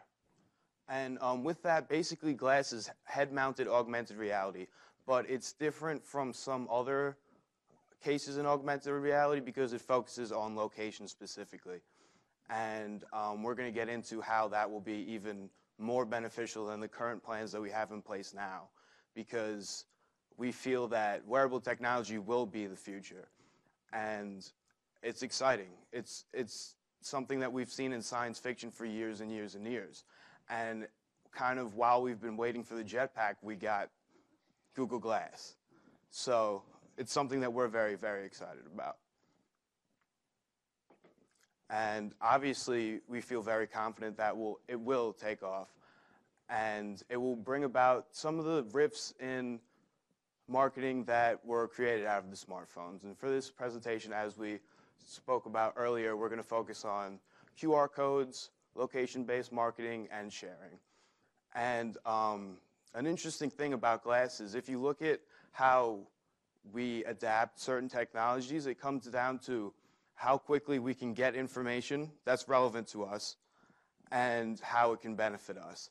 And basically Glass is that, in essence. It takes information that is immediately relevant to you and it puts it right in form of your very eyeballs, literally, because they're glasses. And it's also presented in layers, so It can pop up in corners of the screen, so it doesn't necessarily obstruct your vision, which is also something that will be very beneficial for pedestrians while you're walking down a very pedestrian-populated area such as Boston, such as New York, and there's storefronts as you're walking down there. And that's something that we think Google Glass will be in its element, because that's where it's most beneficial to both marketers and consumers. So I'm going to talk a little bit about how the QR code is going to change. Right now, QR codes are placed on an ad, a print ad primarily. It kind of draws you in, and then they want you to scan the QR code. This crazy-looking thing that it's the barcode on steroids is all it is. And they're not that aesthetically pleasing. And we feel like with Google Glass, it's going to lead to mobile visual search. Just looking at what you're seeing and gathering search results based on that. The QR code is going to become what we feel your brand's logo, your icon, and it's going to bring in better brand recognition if you're using mobile visual search instead of a QR code. It's still going to bring you to a website or a campaign, but you're going to scan a logo, and that registers a lot more than this weird-looking square. A lot better brand recognition with mobile visual search, we think. Yeah, and this is something that Google has shown us in its earlier stages already with Google Goggles. And we feel that technology will only get better, and it will be even more seamless when it's implemented into Glass. Sharing, like I talked about earlier, it's that whole idea of word of mouth, but online. And what we're seeing more and more is almost ambassadors, as consumers become almost ambassadors for their brand, because they want to show their friends what they're doing, what they bought, what they've taken pictures of, and stuff like that. Predominantly, currently, we see Facebook, Twitter, Instagram, and Tumblr at the forefront of sharing.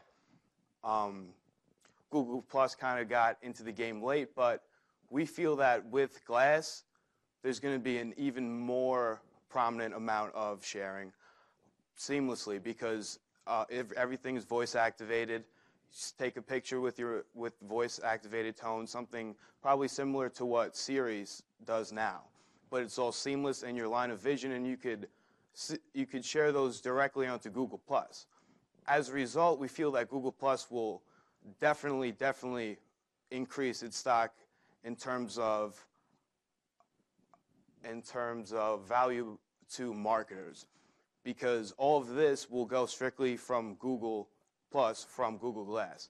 Facebook definitely has that activity thus far, but it lacks a device that directly directs sharing to its site. Google will have that. Furthermore, the first-person view. Taking videos in first-person view is definitely something that we're going to see more of in the future. It's that whole idea of video ethnography, where you're taking someone in their own social setting and they're describing what they're doing, but this will take place in first person. So we definitely feel that Google Glass will seamlessly translate sharing videos, images, and other things directly onto Google Plus, which will definitely increase their not only traffic, but their value overall to marketers and consumers. And Google kind of did a little bit of a test run through with this. They did use the Google Glass at New York Fashion Week, and the models were actually wearing the Google glasses and streaming what they were seeing. So that's an example of how that'll work. Also goes back to the first-person view. We feel that instead of walking around with your phone in front of you, you'll just be looking. And it goes back to consumers owning what they have when they buy a brand, because they're videotaping themselves interacting with the brand, and they could videotape themselves using a product, and it's all in the first-person view. And then from there, we're going back into location-based marketing, where you guys can't see it. I don't know how this happened. I swear when I sent it in, it was all good. But in the present, we see Groupon, obviously, Facebook, Google Places, all at the forefront of location-based marketing. And right now, we're basically taking your relative location and we're bringing you relevant information based on what you want. But it's very speculatory at this point, and we feel with Google Glass, where it has a gyroscope that takes into account not only its relevant position on your body, but your relevant location geographically. So we feel that that'll make location-based marketing even more accurate. Moreover, Google is starting to have a very increased prominence in e-commerce, and Google Wallet is an example of that. And also, Google has a knack for developing apps and then merging them into a bigger, more suitable app, almost in a suite. And this is definitely something that I think could happen in the future, where Places offers, which is Google's take on Groupon almost, and Wallet, which is basically their e-commerce. They're with major credit cards already. And they could all realistically merge that together, where you're in a store. This goes back to the wallet on the face thing. So this is where we're going with that. Basically, your wallet is Google Glasses. You're looking around a store. You can get product reviews, and then you can, instead of using your debit credit card, you can just do it with Google Glass. Voice activation, all that stuff. And it's interesting to note that this would benefit physical stores, mom and pop stops, and actual small businesses, because they don't have a prevalent online market presence like Amazon. And it could be hard for them to compete because Amazon has reviews, they have similar products, other things that you might need that go along with the product that you're buying. And when you're in stores, of course you can do that on your phone, but it's not seamless. It's not in your line of view already. So this is almost a way for shops to almost have their own app with Google or otherwise to help them compete with Amazon, because what they do have going for them is the physical product in store. Obviously, we're all humans here. We love instant gratification. We want to walk out of the store with that product, and we don't necessarily want to pay for shipping or wait for it to be shipped to us. And to me, this is a way that we can kind of bring physical stores back to compete with the Amazons, because you're leveling the playing field a little bit.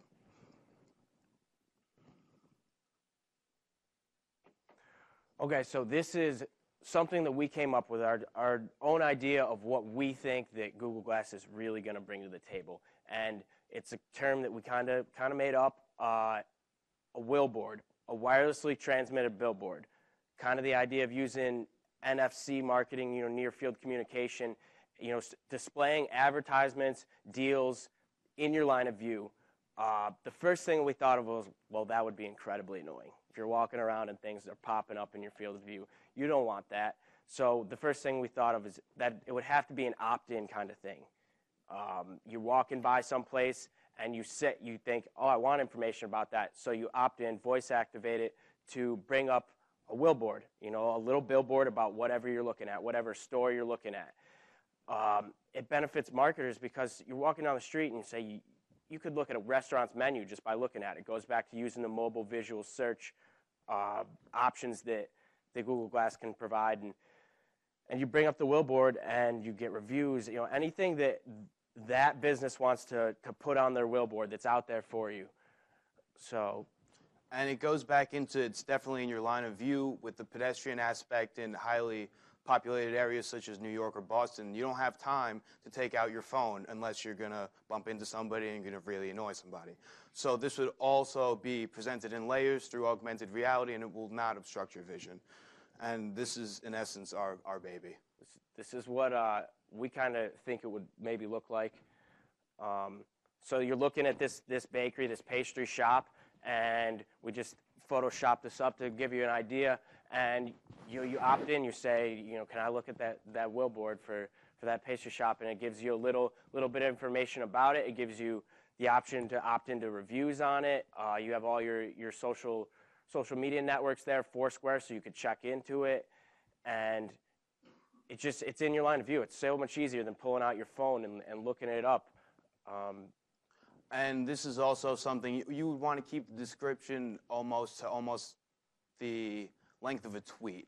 You don't want to be too descriptive with it, but you want to keep it updated on a daily basis so consumers really know what's going on. They're in tune with where your business is going, what they're offering during the day. And on the bottom, this is just a prototype, but you would obviously want all the sharing icons, so the sharing aspect is there. The reviews, this is what Google Places already has in place with the ratings and the reviews, and that's all their scale. And then it's just a brief description maybe on the daily specials, check in for a discount. You could also do that too. And also maybe in the future this can translate in-store to what I was talking about earlier, where you see reviews and you see similar items and what else you might need with that product. Thank you guys very much.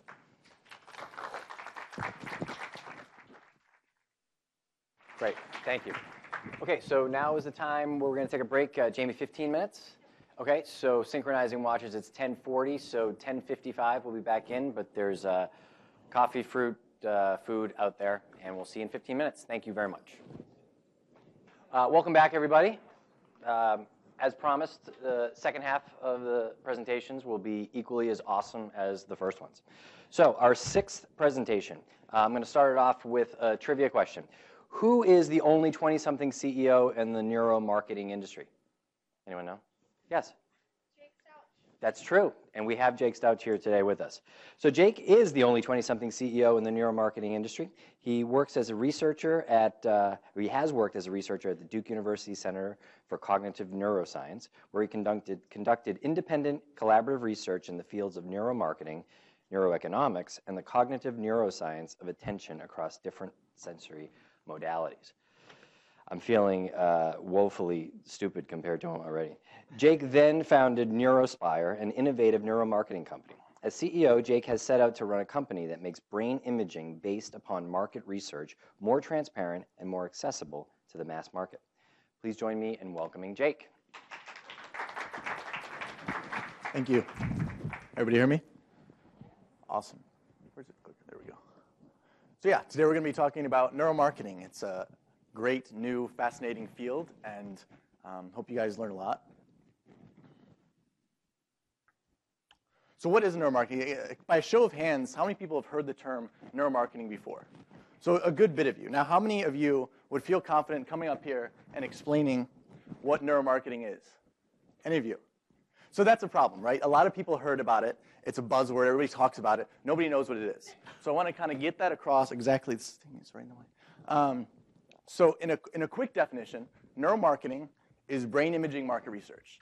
It's taking brain imaging technology, taking direct measures of people's brain activity, and using that to inform marketing research, improving advertising, packaging, branding, logos, etc. So all this week we've been talking about the future of marketing and a lot of different ways you can reach consumers in new ways. Neuromarketing is a way to understand, better ways to understand what your consumers actually want, what they're thinking, what they're doing. And so the future of marketing, I think, is really going to be defined by the future of marketing research. How do you better understand what the internal preferences are of consumers that they can't consciously express to market researchers? And this is really shown to be a huge trend. This is not a fringe kind of new fad. It's not going away. It's been adopted by all of the major companies in the Fortune 100, some of them here. PepsiCo uses neuromarketing regularly. Google is a regular use of neuromarketing. Coca-Cola, Walmart, Disney, Procter & Gamble, and literally hundreds more companies use this month to month.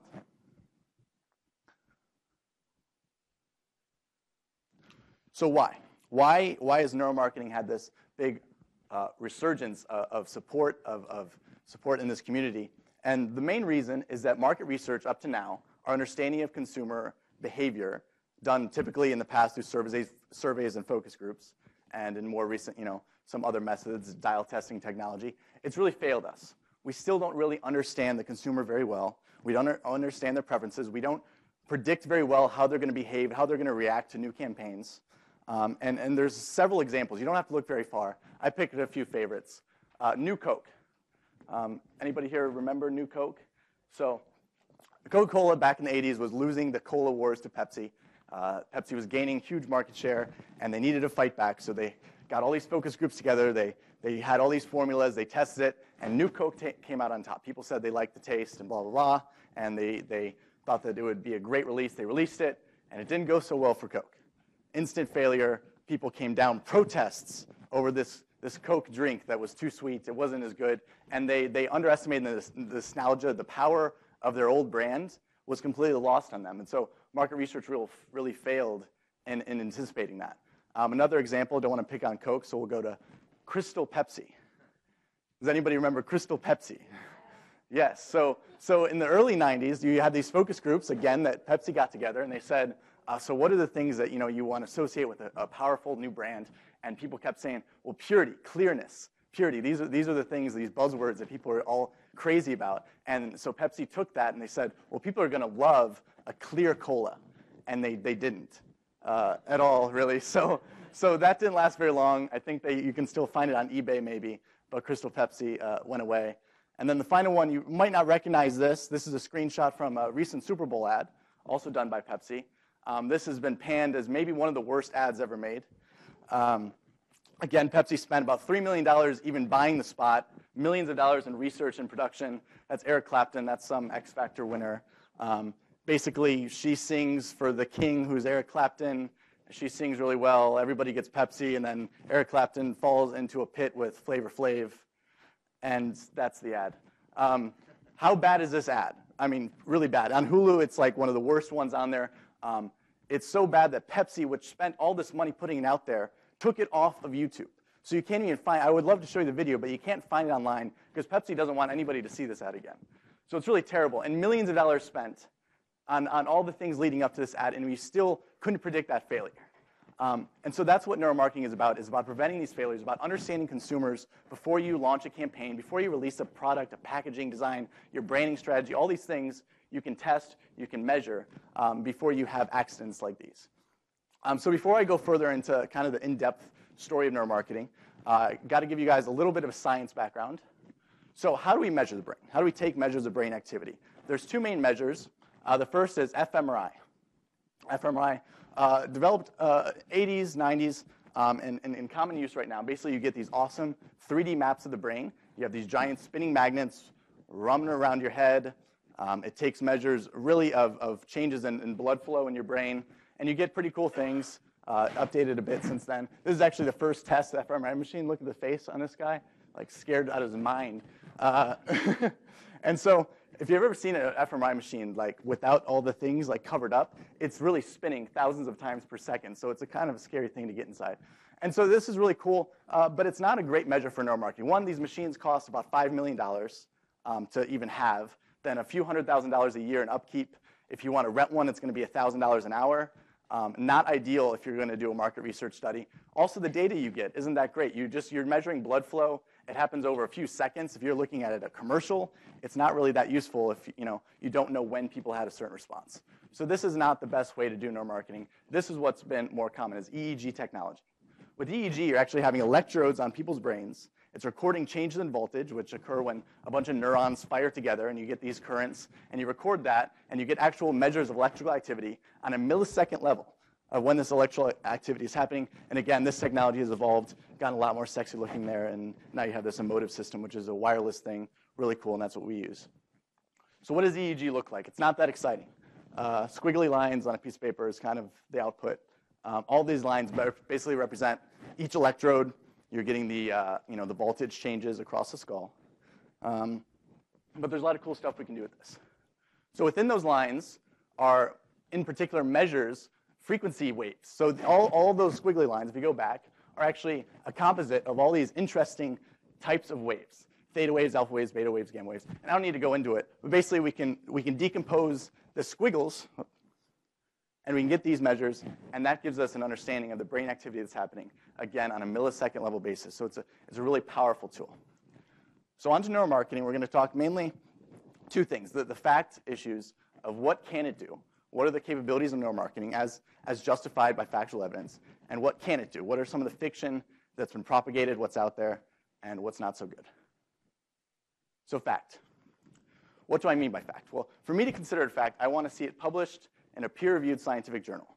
So company case studies are great, but it's not fact. Companies can produce a lot of things, and you can't really trust everything that's put out there. So if it's published over and over again by different scientists from different labs, and it's subjected to the process of scientific peer review in a scientific journal, I think we can comfortably be okay with the measures that are coming out, and we can trust that. So that's my standard of proof. And so I want to get to some of the measures. With neuromarketing, you can actually measure people's emotions. With this EEG technology, you can measure the emotional response of your consumers. And the way you do that is by measuring something called, it's a complicated name, left-right asymmetry in the prefrontal cortex. And all that means is we're looking at activity of the brain in the left side and the front versus the right side. We're saying when the left side's greater, somebody's having an approach response. They're being drawn into what they're seeing. And that can be they want it, they like it, they're willing to pay for it, and it's this approach that's motivating them towards what they're seeing. And this can be a commercial, anything really. Versus a withdrawal. You're disgusted by it, you're angry with it, you're pushed away from the visual stimulus, from the audio stimulus, whatever you're seeing. And so you can measure that binary, and that's really informative to market research, especially when you know that this is on a millisecond level basis. So this is like in second 7 of that ad, this person is having this response. In a market research setting, you can't have a survey and say, rate on a scale from 1 to 10 how you felt about second 5 of that ad that you just saw. It just doesn't work like that. So this is a really powerful measure. And again, I told you I'd show you proof. These are some snapshots of all the studies that have been done that validate this measure over and over and over again. I'll highlight one really quick. Rafal's study is very interesting. So basically you had 2 groups of people. One group saw an ad. They saw basically the same ads. There's 1/2 second difference between the ads where the camera zoomed in on the model's hand versus her face. And basically he subjected those 2 groups. He had a 3rd group test to make sure that people, outside observers, couldn't tell a difference between the ads. So people really can't tell a difference between the ads. But what he did afterwards is he did a shelf test to see how the products that the ads portrayed performed in these shelf tests. And he found that 1/2 second difference completely doubled the shelf test response of people. They chose that product that the ad advertised twice as often as the people that saw the other things based on a 1/2 second difference.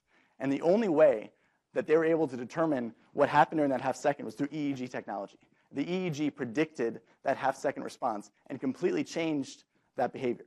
So that's also something that would never pop up. That 1/2 second could have ended up on the cutting room floor very easily, but EEG is able to save that. EEG is able to potentially double or even more modest gains are incredibly impressive when you're dealing with high volume consumer goods. Another big measure is attention. So we want to know is what you're producing, is what you're showing to customers, is it grabbing their attention or is it boring them? Are they engaged? Are they withdrawn? What's happening? And so you can do that with a cool measure, that involves looking at the back of the head. Does anybody know what happens in the back of the head, the back of the brain? Anybody? Visual processing. So what's cool is I showed you those waveforms earlier. So one of those waveforms is a slow wave called the alpha wave. And basically when nothing's going on, when you're sleeping, when your eyes are closed, you get this alpha wave. It's really dull alpha wave. It's like neutral state. We look at that alpha wave in the back of the head where you're doing vision, and basically when that alpha wave goes up, you're gone.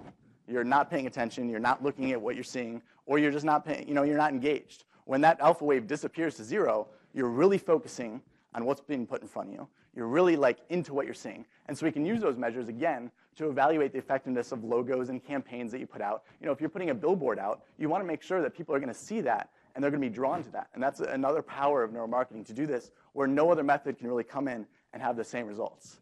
Again, I'll show you the science. Over and over again, this has been demonstrated.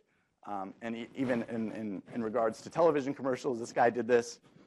He showed people a bunch of television commercials, measured this activity, and then he found out that he could predict the dialogue, the actual dialogue that would be remembered by subjects 2 weeks later by when there was a spike in their attention. So he could predict, they would remember this line, this motto, this saying, based on, when people had this really active engagement. So that's the fact. Now we have to move to the fiction, kind of the dark side of neuromarketing.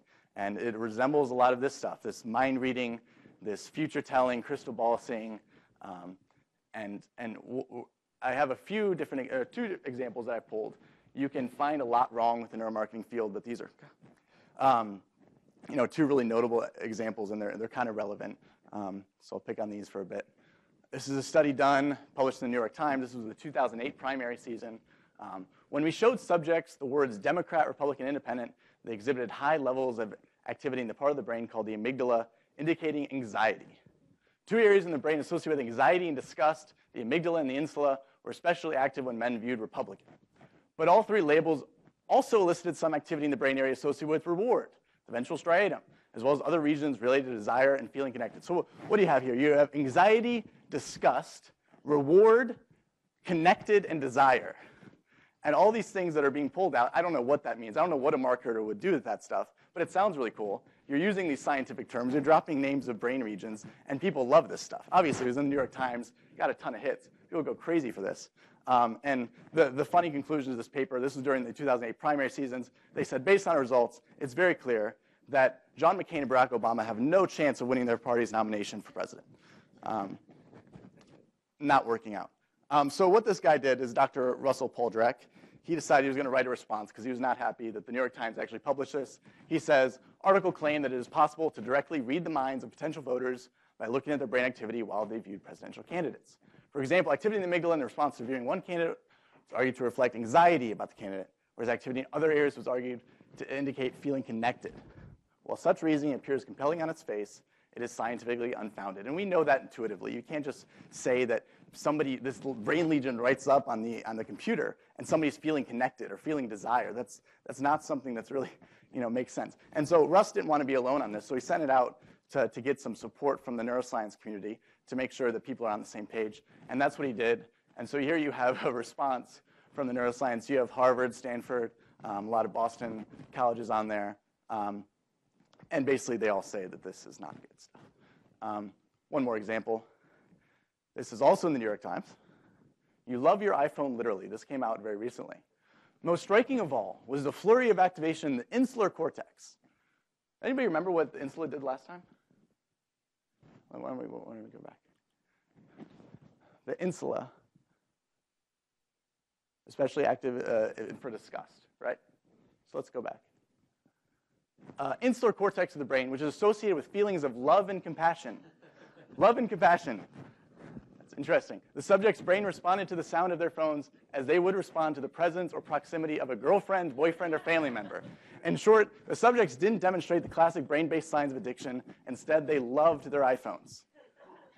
They loved their iPhones. And we got this by looking at people like in a scanner. Martin Lindstrom, this guy is not a fringe whack job scientist. This guy is one of the most, highest touted figures in neuromarketing. He's an advisor to dozens of Fortune 500 companies. And most people I've talked to have already talked to this guy. He's the author of Biology, the best-selling book in neuromarketing. So there's mainstream stuff out there that we all know is not accurate. And good old Russ Poldrack came back and had another letter for this guy.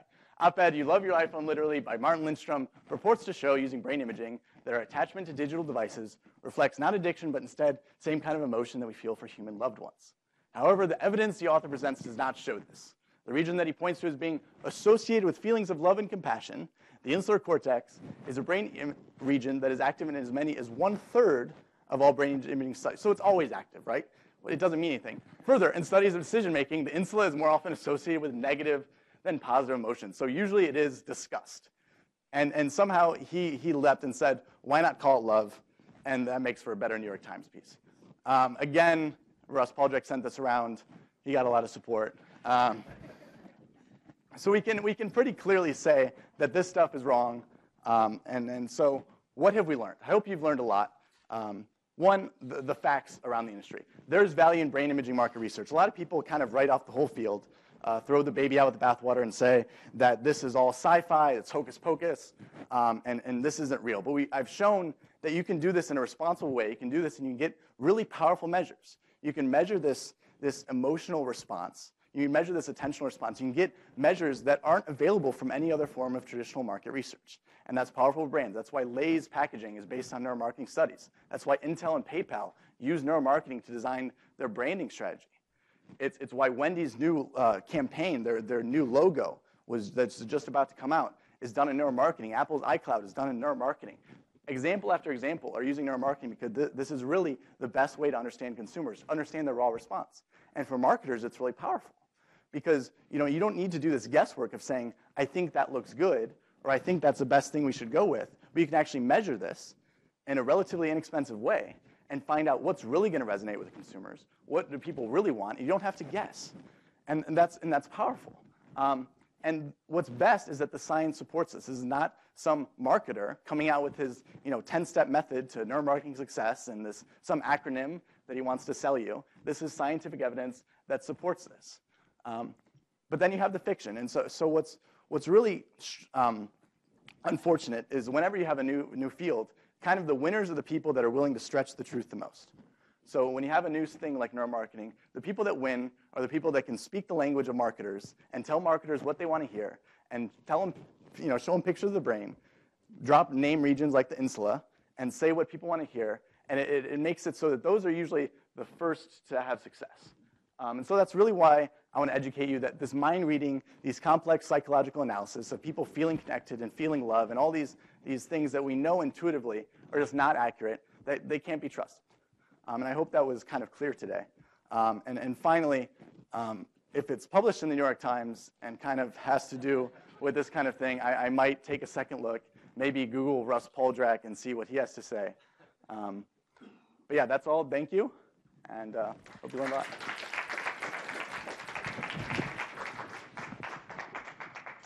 That was great. Thanks, Jake. Thank you.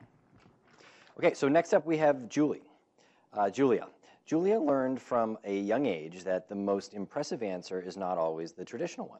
And throughout her academic career, she's consistently used inventive thinking to solve nearly any problem. Julia is now an associate community manager at Communispace Corp, where she is still developing creative methods, but this time to reach consumers. Julia began her market research career at Nielsen Television and Media Research.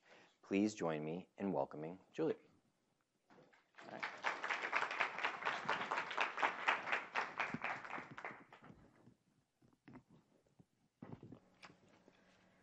Hello, my name is Julia Pandolfo, and I'm an Associate Community Manager at Communispace. Today, I'm going to touch on a subject that has and continues to shape our future, and that subject is social media. Today, it's almost hard to remember a world pre-Facebook, Twitter, YouTube, Instagram, and the hundreds of other social networks that connect us all. But the fact of the matter is, it wasn't that long ago when only students at Harvard were on Facebook and no one could easily tell what Kim Kardashian had for breakfast. But that's all changed. Social networks have gone mainstream, and there's an unfathomable amount of information about everyone, every place, and every brand at the touch of a screen or the click of a mouse. But let's put the topic of social media on hold for a second and talk about the group of people who have adopted this phenomenon not only for keeping tabs on their exes and sharing memes of kittens, but as a way of life. This collection of people I'm referring to is a group I know well. They are my friends, colleagues, and peers. They are the millennial generation. In a recent article, the manager of global strategic marketing for GM was quoted saying, "We just think nobody truly understands them yet," while referring to making an emotional connection with the millennial generation through marketing.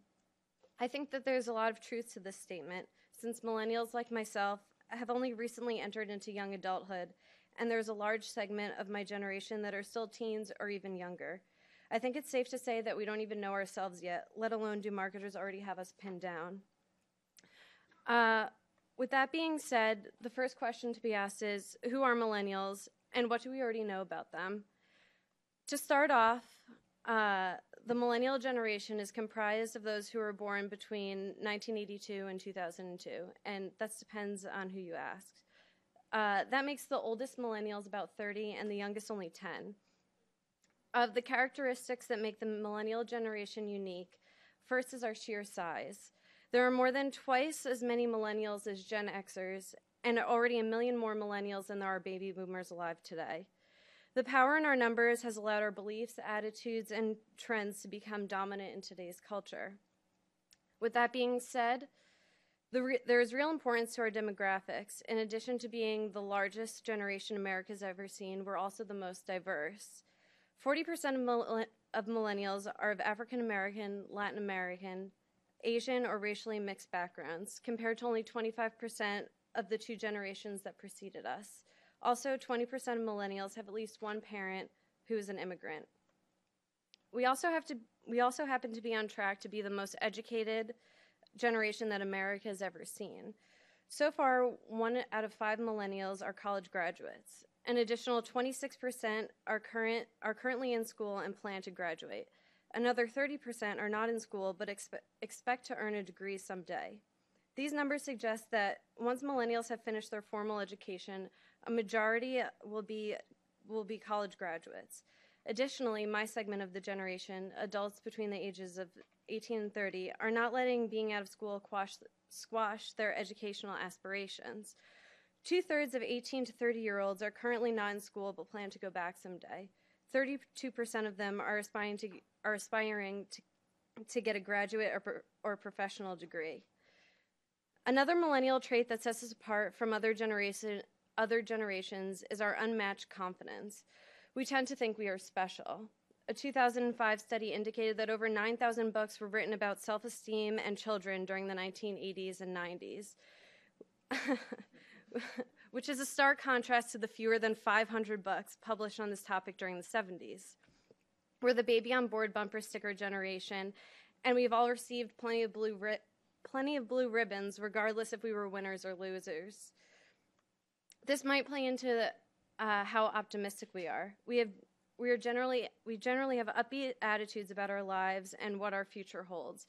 A 2006 study indicates that 2/3 of millennials rate their lives as excellent or pretty good, which is way more positive than the sentiments of Gen Xers and Boomers. Also, most millennials, 82% of us, expect that their lives will be better 10 years from now.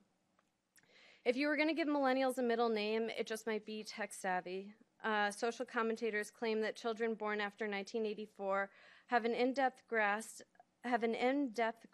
and are almost intuitive knowledge of how to use technology, which has become a defining characteristic of our generation. Virtually all millennials over the age of 14 have created a personal profile on a social network and have sent or received an email and text message within the past 24 hours. These characteristics of my generation start to put together a profile of who millennials are.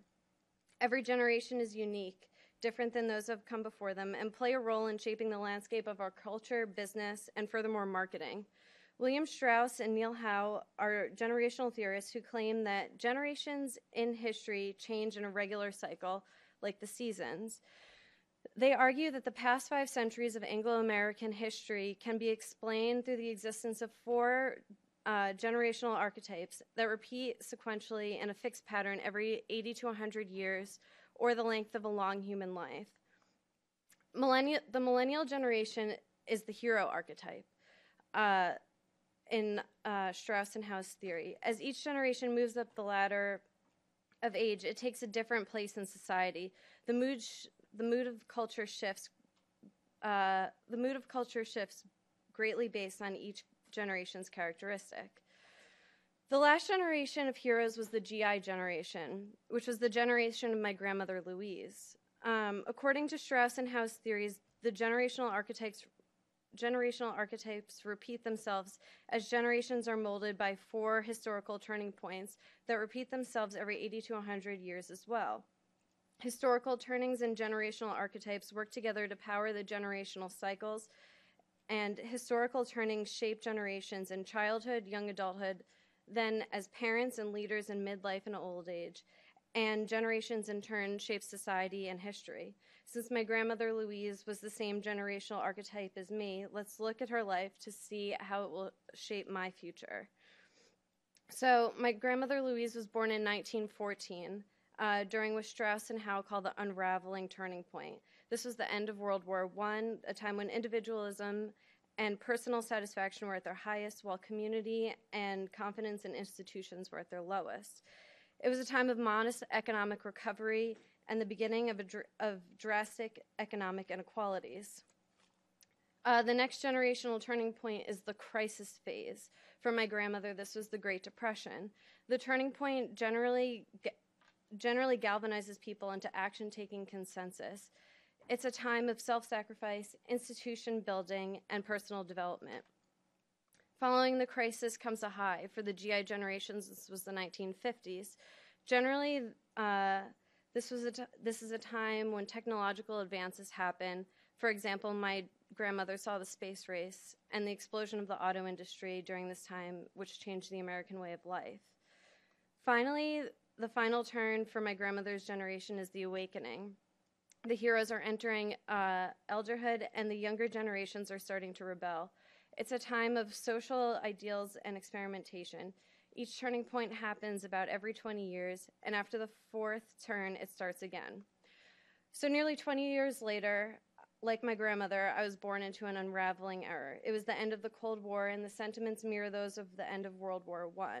Both times, the U.S. was reducing involvement in foreign affairs, and economic disparities were growing. In 2008, my generation's crisis turning point was spot on with the 2008 market crash. In 1997, Strauss and Howe predicted that the next crash would begin in the middle of the 2000s and last until 2025. Strauss and Howe say that it's never possible to predict how long the crisis can be, but based on these similarities, I'm optimistic that 2028 is going to be awesome. 2028, the next high point, is going to be awesome. Whatever gets us out of this crisis phase and to a new high will reshape and renew our culture and society. I believe that social media could be what the auto industry was to the previous hero archetype to get us out of the crisis phase that we're currently in. In 2028, millennials will be in their midlife phase and will have the opportunity to prove that our size, diversity, education, confidence, optimism, and tech savviness will make us the civic heroes like my grandmother Louise and her peers for our country. Social media is in its infancy, and there are many directions it can go. I could speak for myself as to my likes, dislikes, and where I think the industry might be headed, especially in terms of marketing and advertising, but I wanted to get a better grasp of my generation's perceptions on this topic. At Communispace, I facilitate private online communities of 300 to 500 people who are connected and engaged by what we call social glue. Our members open up and share their deep thoughts and opinions that they wouldn't necessarily share in other venues because of the bond they share with the others in their community. I had the opportunity to ask over 450 millennials across 5 of our youth communities about their thoughts on social networks, social media, and advertising. I was able to get insights into my generation's usage and perception of social media today and where it might be heading in the future. Since social media is so deeply ingrained in our everyday lives, I was interested to hear about the emotions associated that millennials have to social networks. I was not surprised to hear that nearly all millennials have a positive association with social networks. Words such as happy, excited, confident were used to describe the way social networks make millennials feel, but the overwhelming response was that social networks make millennials feel connected. In stark contrast, a multitude of negative emotions were made when millennials were asked how advertisements on social networks make them feel. Disgusted, anxious, frustrated were some of them, but annoyed was number one. One millennial mentioned that she uses social networks exclusively on her mobile phone to avoid advertisements, which are significantly less present in the app version of social networks. While a majority of millennials use social networks multiple times a day, less than 50% of them notice ads on social networks, and only a small minority of them, less than 1%, are driven to make purchases based on social media advertising. The millennial generation uses social networks extensively, but doesn't see them as a place for looking or thinking about buying products or actually executing a purchase. On the other hand, millennials are following many brands on social networks on their own terms. They don't have issues sharing personal information or being associated with a brand online if they are getting something in return. Based on the 450 millennials I connected with, they're following for coupons, promotions, events, and freebies. For millennials, social networks are on their own terms in the way they connect with their friends and they want to see brands in the same way. Millennials want to reach out to brands themselves. They want them to be more human, light, friendly, funny, and down to earth. Overall, to engage millennials, marketers need to provide value, a purpose, and they need to be fun. I believe that as millennials gain more clout in the business world and social media and social networking continue to develop as industries, this could be the catalyst to bring us to the next high generational turning point. In FDR's second inaugural address, he said to my grandmother's generation, "To some generations, much is given, to others, much is expected. This generation has a rendezvous with destiny." This quote is applicable to millennials now. Our destiny may be to become civic heroes like the GI generation. Maybe social media will get us to the next high point if we don't become immune to the marketing. Thank you.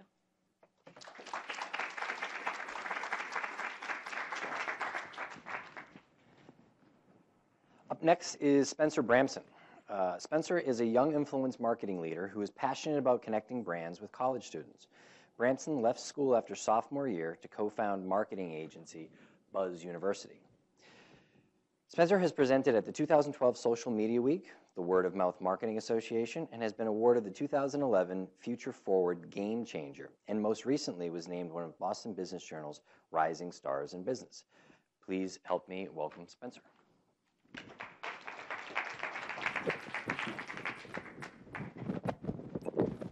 I'm just going to take this off quickly.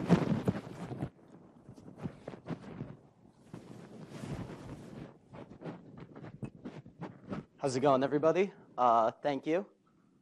So I'm going to go through, it's kind of probably going to be shorter than 20 minutes. I want to kind of touch on the whole high level of influence marketing and how we work to kind of predict and kind of turn now ROI from social by mixing together both online and offline tactics. So there'll be about 5-10 minutes for questioning if you guys have any questions. So as I said, Chief Imagination Officer and founder of Influencers at Influence Marketing Agency that focuses on lead generation and then customer conversion. We actually launched our first product, ChatterMob, which is a data mining service that you can go on self-service under 5 minutes, launch a question for under $100, and get real-time market research data back from a targeted demographic. So meet Jacob. So Jacob is your ideal, perfect type of influencer, student ambassador, student leader, someone that you want. He's 21 years old. He's a junior at Boston University. He's associated with a bunch of different clubs, a bunch of different organizations, heavily involved in Greek life, and he's very good at social. He knows how to engage with the market. He knows how to push, retweets. He's been able to get lots of shares, check-ins from his friends. He's very well connected. He's your ideal type of brand influencer, brand evangelist, whatever buzzword you'd like to call it right now. So that's your person that you'd ideally like to have. It can be male, female, but understanding that demographic. So let's start from the beginning. How did this brand or anyone obtain Jacob?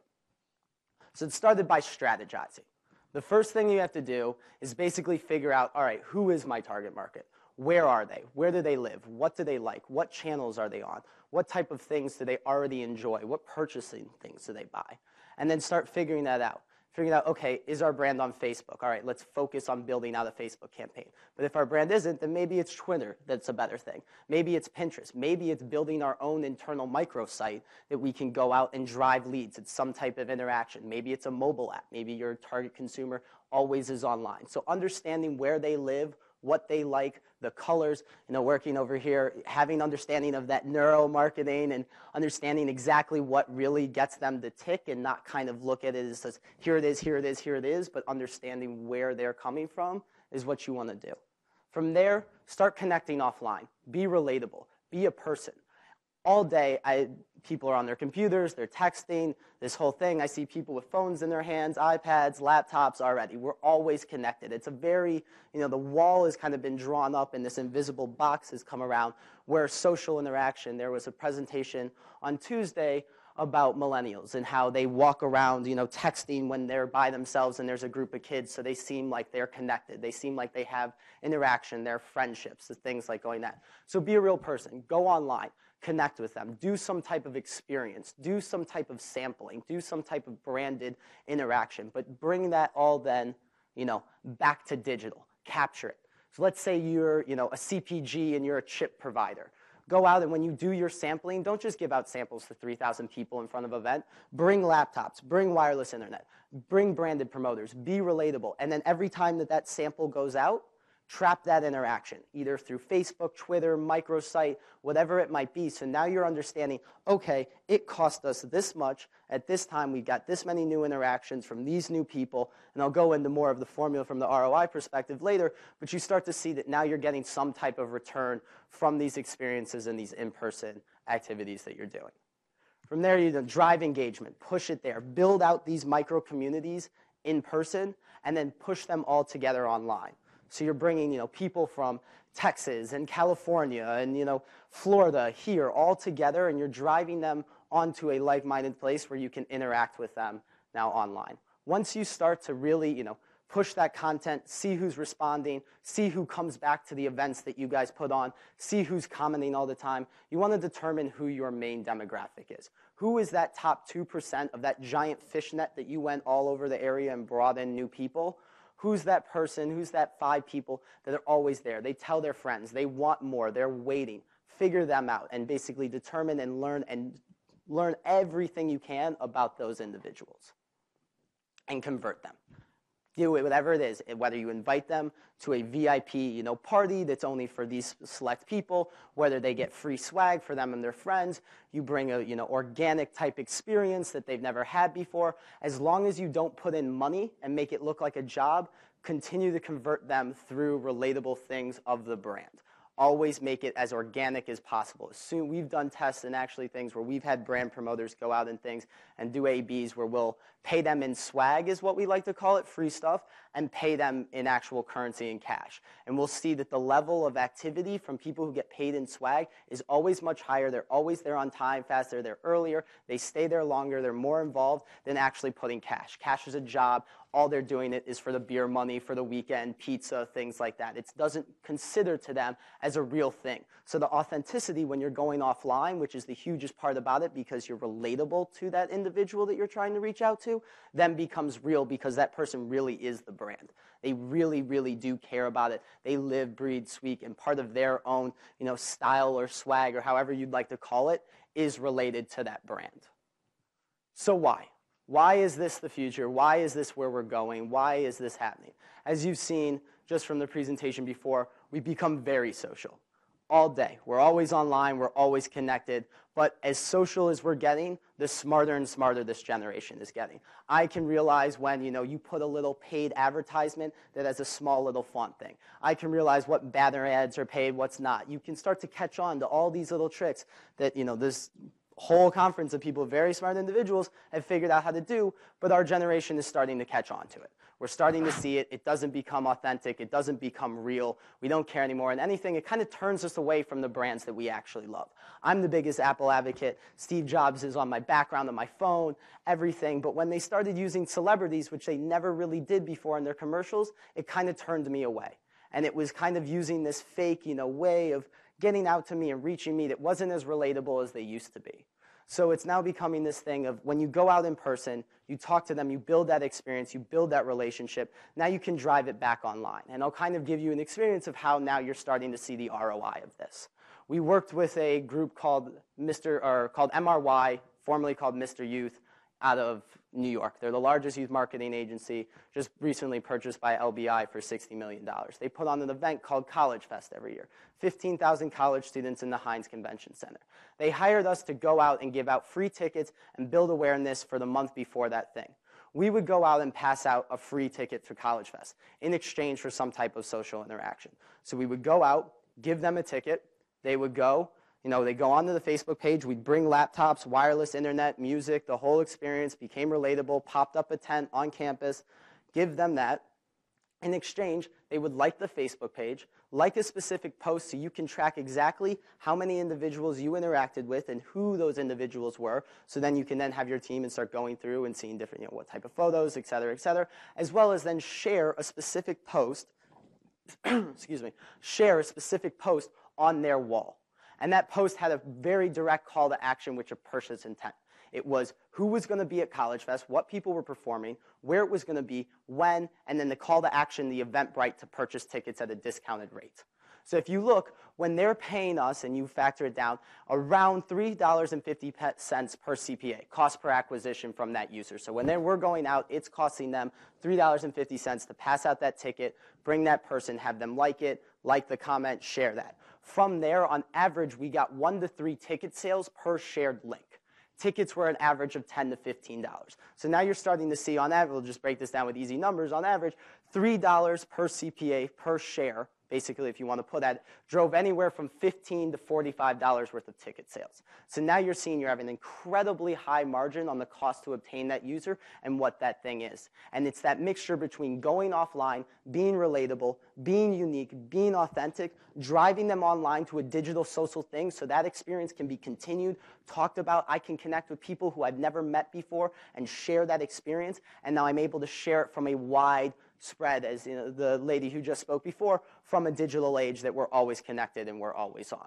See, we're getting closer and closer. It might not necessarily just be, okay, what's the ROI of social? What's the ROI of Facebook? But now these tools are definitely being able to help us integrate into tactics. I like to call it, we mix together 1940s guerrilla experience style with 2030 where the world is heading, and blending them together so it becomes a real authentic experience.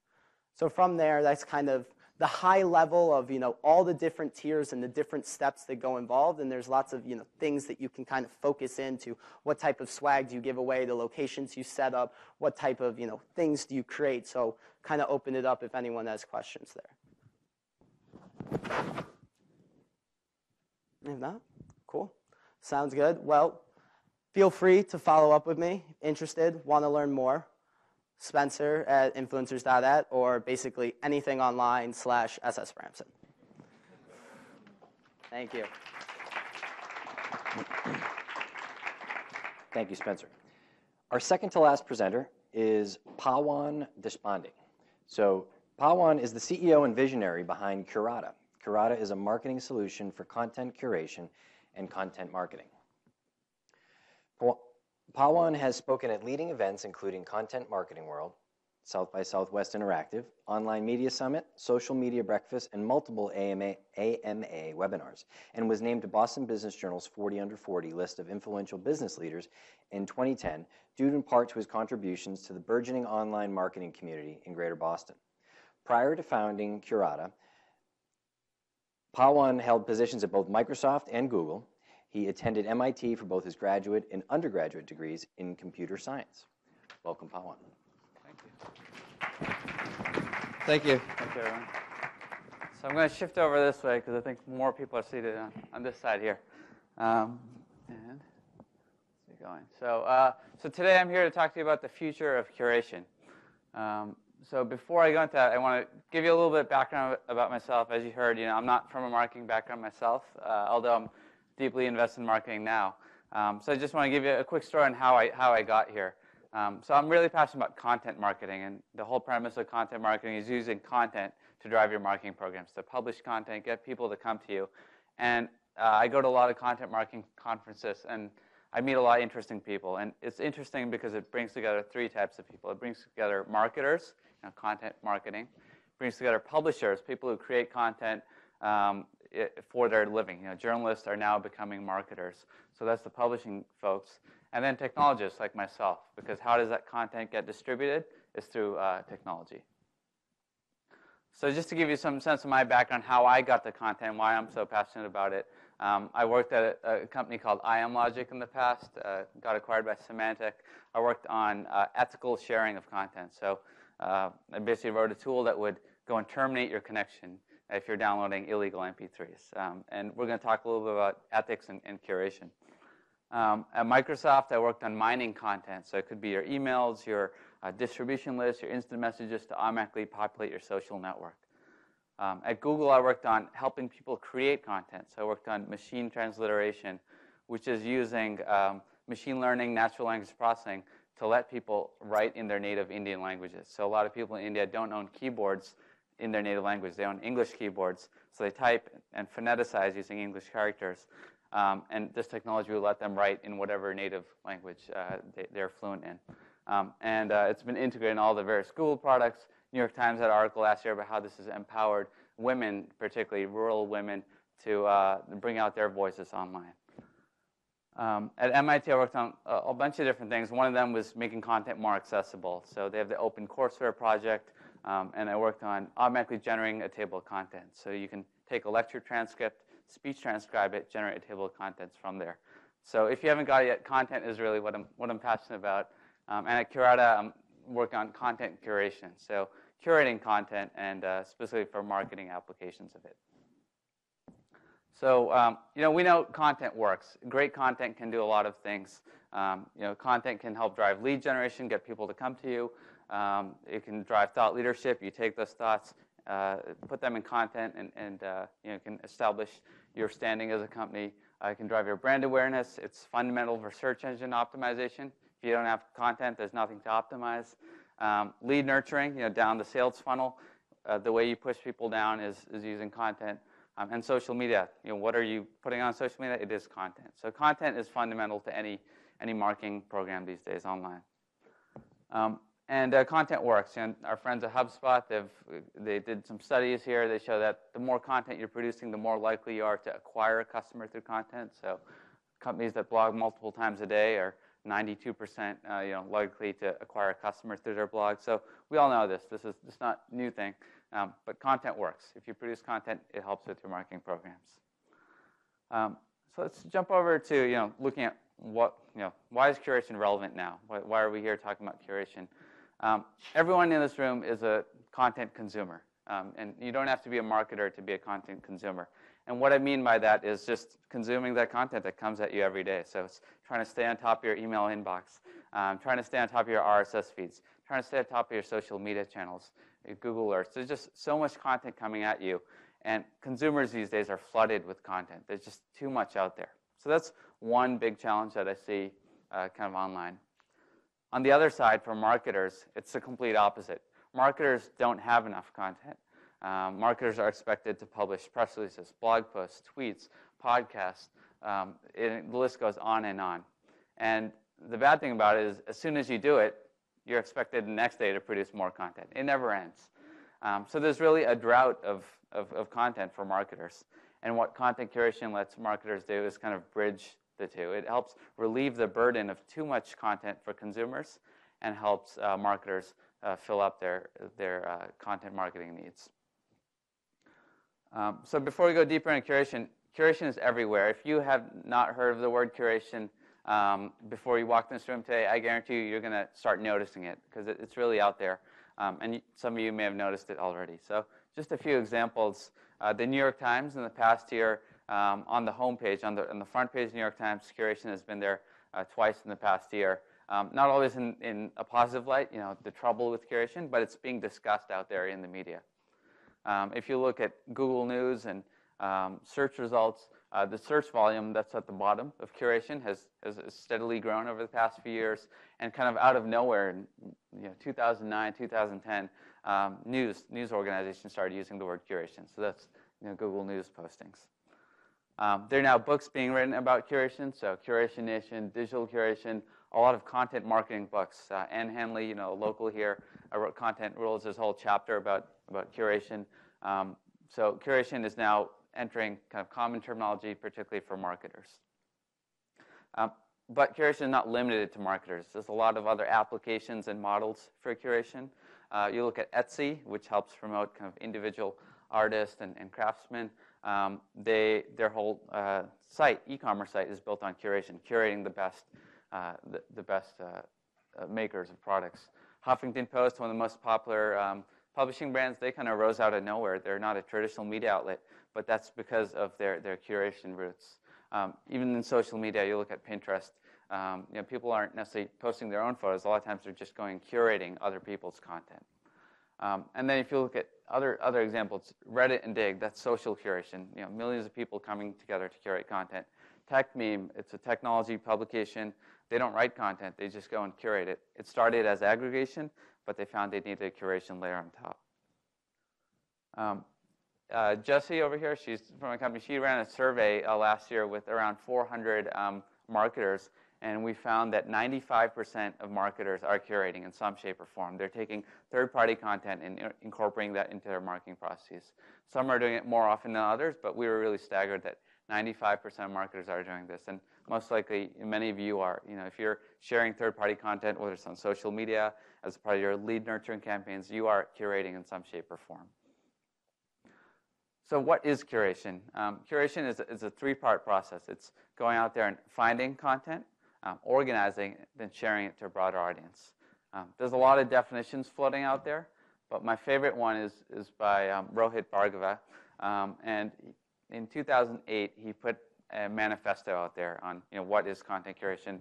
And this is the definition that really resonates with me. He said a content curator is someone who continually finds, groups, organizes, and shares the best and most relevant content on a specific issue online.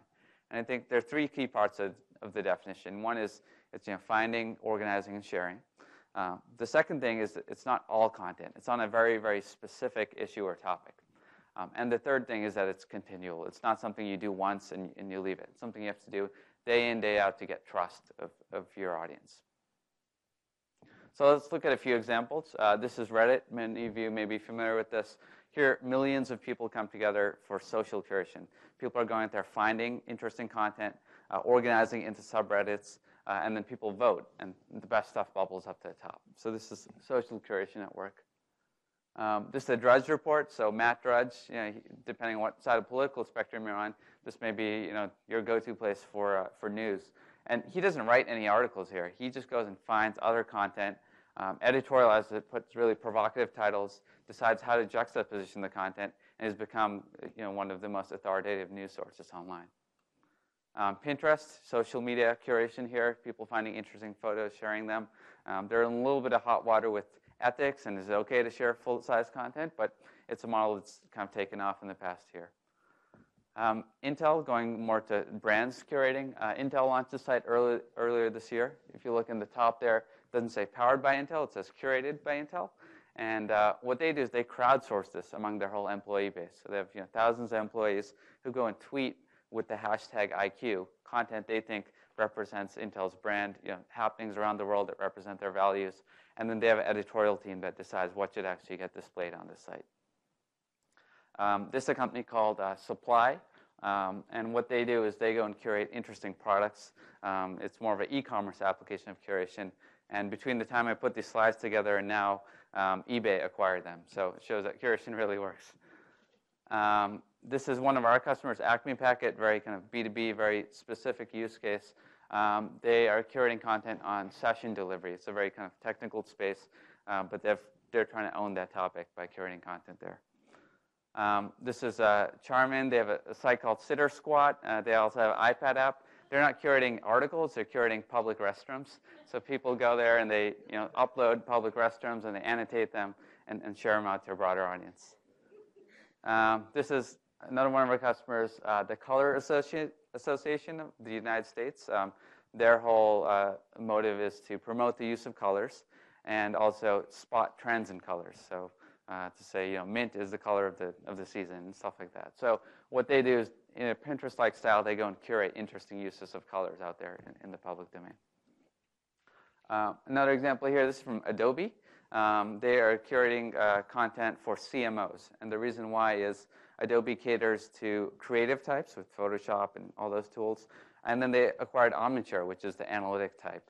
And these two boil up to the CMO. The CMO looks both at analytics and creative. So they want to cater to this audience. So they write original content, but most of it here is actually curated. Another one of our customers, this is MSA Worldview, very different space. They're a private security contractor, and they curate content about threats to our country and annotate it with their analysis. So right now I feel like curation is a land grab. It's, if you find an interesting topic that no one has really kind of put together, you can own it. You go and you curate the content, make it a really reliable source, the go-to source of that content, and you can own it. It's similar to what blogging was like maybe 10 years ago. If you're the first blog on a specific topic and you do it consistently and do it well, you could own that topic.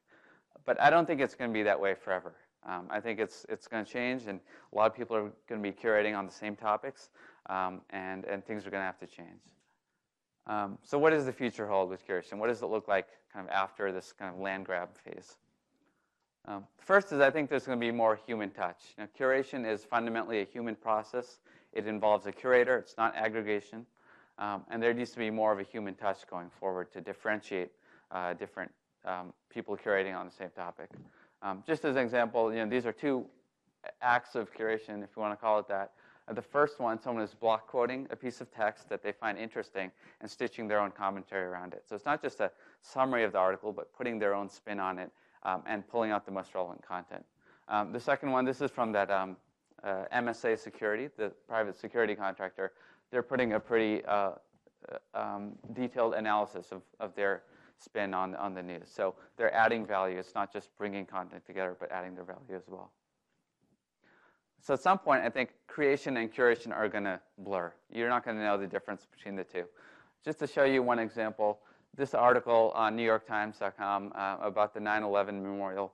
The article is up top, and then below, this is a comment about the article. So pretty standard. Someone's leaving a comment about the article. Now, this is the exact same text flipped around. And this looks more like an act of curation. He's putting his comment up top, and below is a link to the original article with his spin on it. I made this up. This is not real.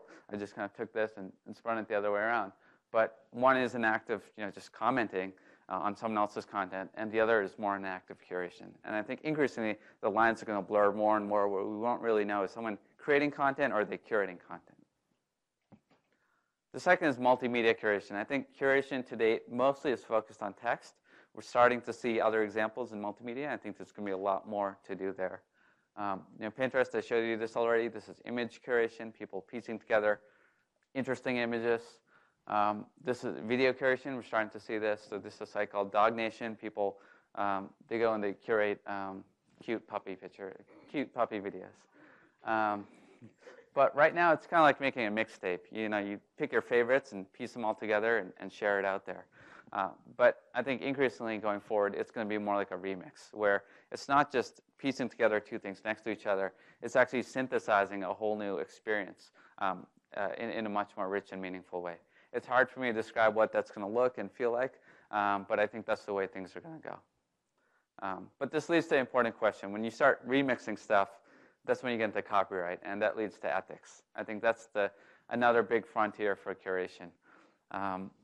Right here are three acts of curation. The first one is a tweet. So someone took the title of an article, a link, and shared it. So they like the article. They're tweeting it out. A lot of us do that. Second one is Google. This is Google News. This is the way they do it. They show a thumbnail, not the full image, an abstract, and then the title, and link back to the original source. And the third one, this guy really liked this article. He copied and pasted the whole thing into his blog, basically scraped it, maybe with a small link there. Sometimes people don't even do that. So these are three acts of curation in some way. People are all, they all like the content. They're sharing it in some form. But where do you draw the line in ethics? What's okay? When's scraping bad? When is sharing an abstract enough? And unfortunately, there's no black and white here yet. But I think increasingly as the web moves forwards, we're going to have to set those standards. 4, I think there's going to be new curation models. So right now, there's algorithmic curation, which is kind of machines trying to determine what the best content is, experts who are doing it, kind of a small group of users, and then social curation like Dig. And we're going to start to see hybrid models of curation. This is an app called Prismatic. They take your social signal, so it's kind of like social curation, and then they have algorithms on top to bubble up the best of that content. So we're going to see more and more hybrid models of curation. But curation is, machines can't do everything. Humans still have to offer serendipity, discovering unexpected things, and providing context as well. That's something a machine cannot do. And the last thing I think in the future of curation is that we're going to start to see the blurring of marketers, publishers, and search engines. A lot of people have talked about marketers and publishers starting to converge, but increasingly I think we're going to start to see search engines as well. Rather than going a search engine to go and find all the interesting content, we may come to a marketer, a branded property where someone has curated it and found all the relevant content. So just to wrap up, I want to take us all the way back to 1995 to what I think is one of the first online examples of curation. This is Yahoo, and Jerry Yang and his co-founders, they thought that the way to organize the thousands of web pages out there is to go and curate them, make a hierarchical directory, bubble up the best of it, and then that's where you go and start your web browsing experience. And that worked, and they became very popular. But what started happening is the web got too big. And when that happened, you would go and search on Yahoo, you wouldn't find your result.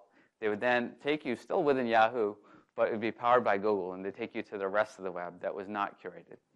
And pretty soon, the web got so big that you'd never find your thing on Yahoo. You'd always hit this page, and people started going to Google directly. And for the past 10, 12 years or so, now everyone just goes here directly, and the curation model has been forgotten altogether. But what I think is really exciting for me is that curation is coming back. I think it's not going to come back and curating the entire web all at once. That's not scalable, and we have Google. We don't need that. But where I think the real opportunity is there's pockets of the web, really specific topics and issues online where Google just doesn't work, where experts and communities can come and bubble up the best content. And that's really where I see the role of curation. And I just want to leave you behind with one thing. On our website, qr.com/resources, we have a number of ebooks on what is curation, how to curate content, the ROI of it. We have webinars, so please write down that URL.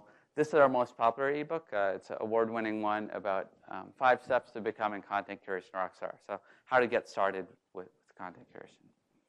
And that's all I have for today. Thank you very much. Thank you, Pawan. So believe it or not, we're at our last presentation of the day. Thank you. And last but not least, because it's a Lady Gaga themed one, so I think it's appropriate that we finish with it. Katie Martell is our next presenter. So Katie is a millennial marketer who has followed the career of Lady Gaga through a marketing lens and believes the success of this pop performance artist reminds us of the importance of authenticity and risk-taking in our work. As the director of buzz for fast-growing B2B firm Net Prospects, Katie is responsible for creating awareness and demand through strategic PR and events, social media, content marketing, partnership marketing, and caffeine. She is proud to be part of a nationally recognized marketing team and an alumni of Emerson College in Boston. Any Emerson people? See, we got a rowdy section over here. I like it. So please welcome Katie Martell. Thank you. Thank you. Sure. Hi, guys. I totally realized. Yeah. We'll just stall for a minute. Does anybody have a joke? The mic. That would help.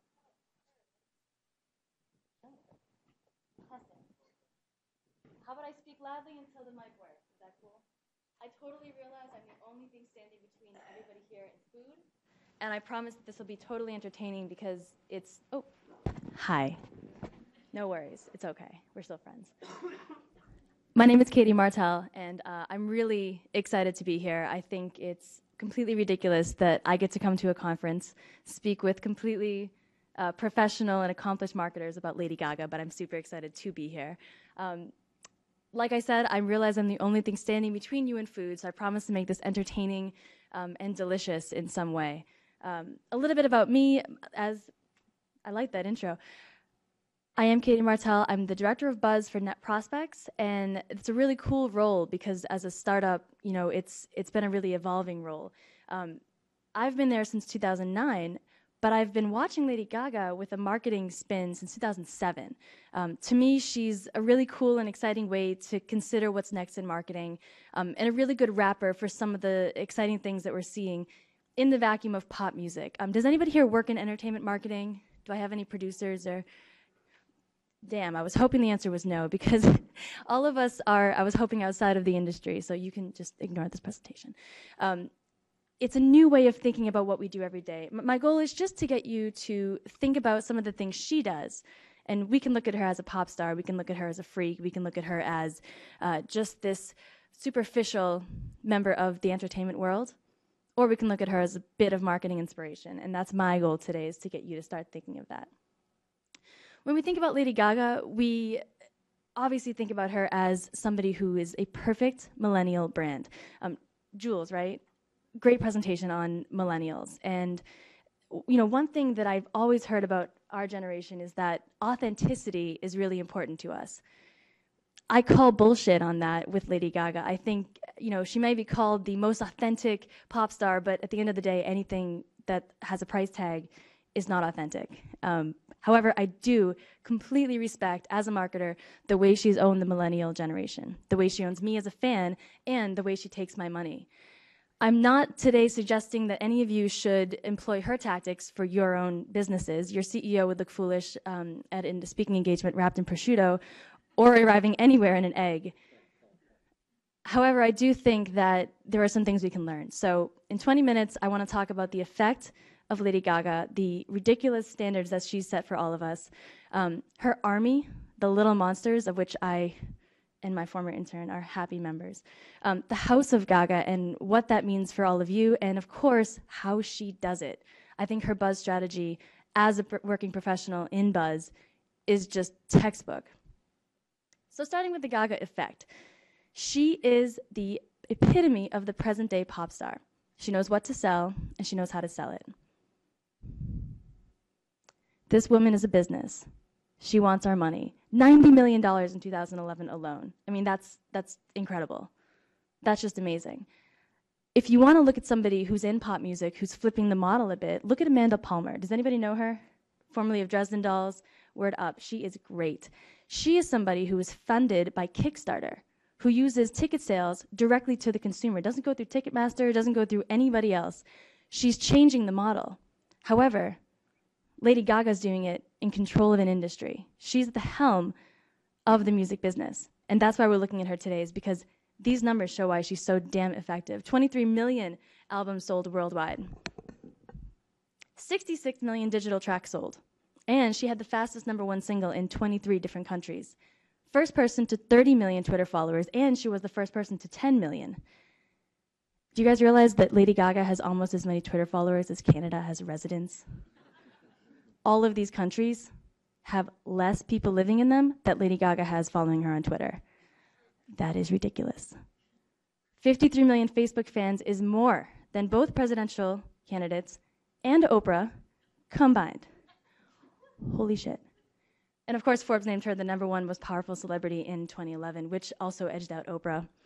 1 billion views on YouTube. There is no doubt that Gaga is everywhere, and that means for all of you in the room that you're screwed as marketers, because she has set the bar way up here, and hopefully your clients don't expect this level of success from you and your efforts. It would just be, besides, impossible.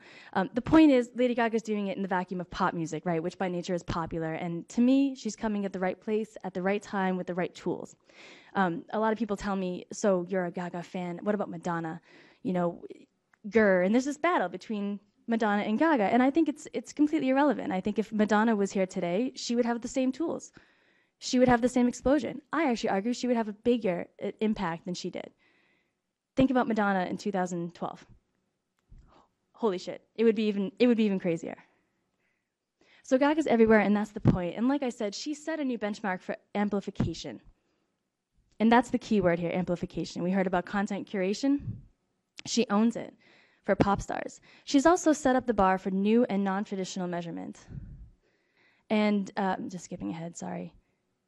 Album sales, as the traditional way of measuring a pop star, is kind of an old school way.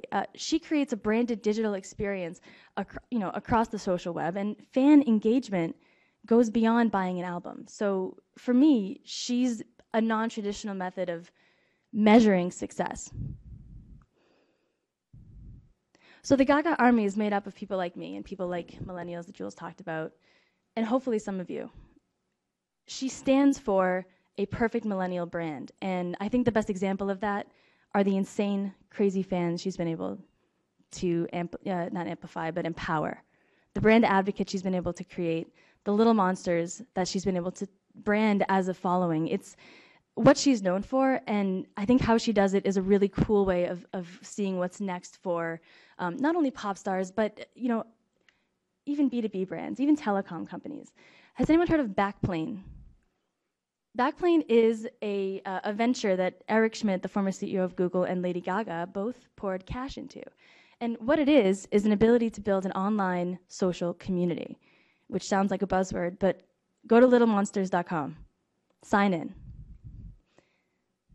It looks like Pinterest. It looks kind of like Reddit because the most popular posts are voted to the top. It looks a little bit like Facebook because everybody has a social profile.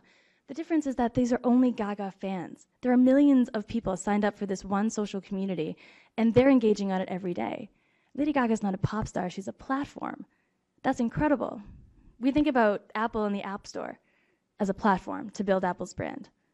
It's incredible that a pop star has been able to not only be the first on this trend on a niche community, but also somebody who pours money into it and believes in the power of it. She's built a home on the web for her little monsters, and they are responding in droves. I'm actually a member of this, as you probably guessed, and we got an email about 2 months ago that said, congratulations, you have exclusive access to her her US tour dates. You're gonna be the first ones to buy tickets, here's your code, you're gonna get them before anyone else. That's turning me and my free membership in this social network into dollars. I dropped $300 on tickets. Guilty. But the fact is, this is the power of a niche social community. Imagine if a telecom company had this kind of loyal brand ambassador. I mean, it probably doesn't exist, but look at the kind of posts on here. They're anything to do with Lady Gaga. Look at the top right, Lady Gaga as Google Chrome, Madonna as Internet Explorer. I love that. But look at the bottom right.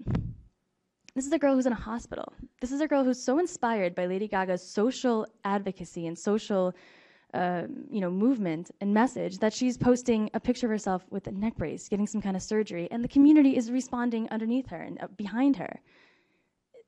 Pop star who? This is incredible. This is a movement. Lady Gaga is epitomizing what a brand can be when you're providing the platforms for your advocates to have their own space, make them feel special with the exclusive access to tickets, and let them draw artwork about your brand. Niche advocacy platforms, I think, are going to be something we see more of. And we see it today with, for example, Eloqua. Anyone use that marketing automation platform? It's awesome. And I work in B2B, so to me, Eloqua is a rock star brand. They have a top liners community. And what that is a group of Eloqua users. They do the same thing. They're serving up a dedicated platform for their customers, getting help, best practices. It's incredible. I want to talk a little bit about the house of Gaga. To me, Lady Gaga is at the center. She's the perfect spokesperson. If you see an interview with Gaga, she's well-spoken, she's on brand, she's excited about herself. She did an interview with Google. Google Goes Gaga. Were you there? Oh, good, because I'd be jealous if you were. It was my favorite interview with her. If you have a chance, please watch it.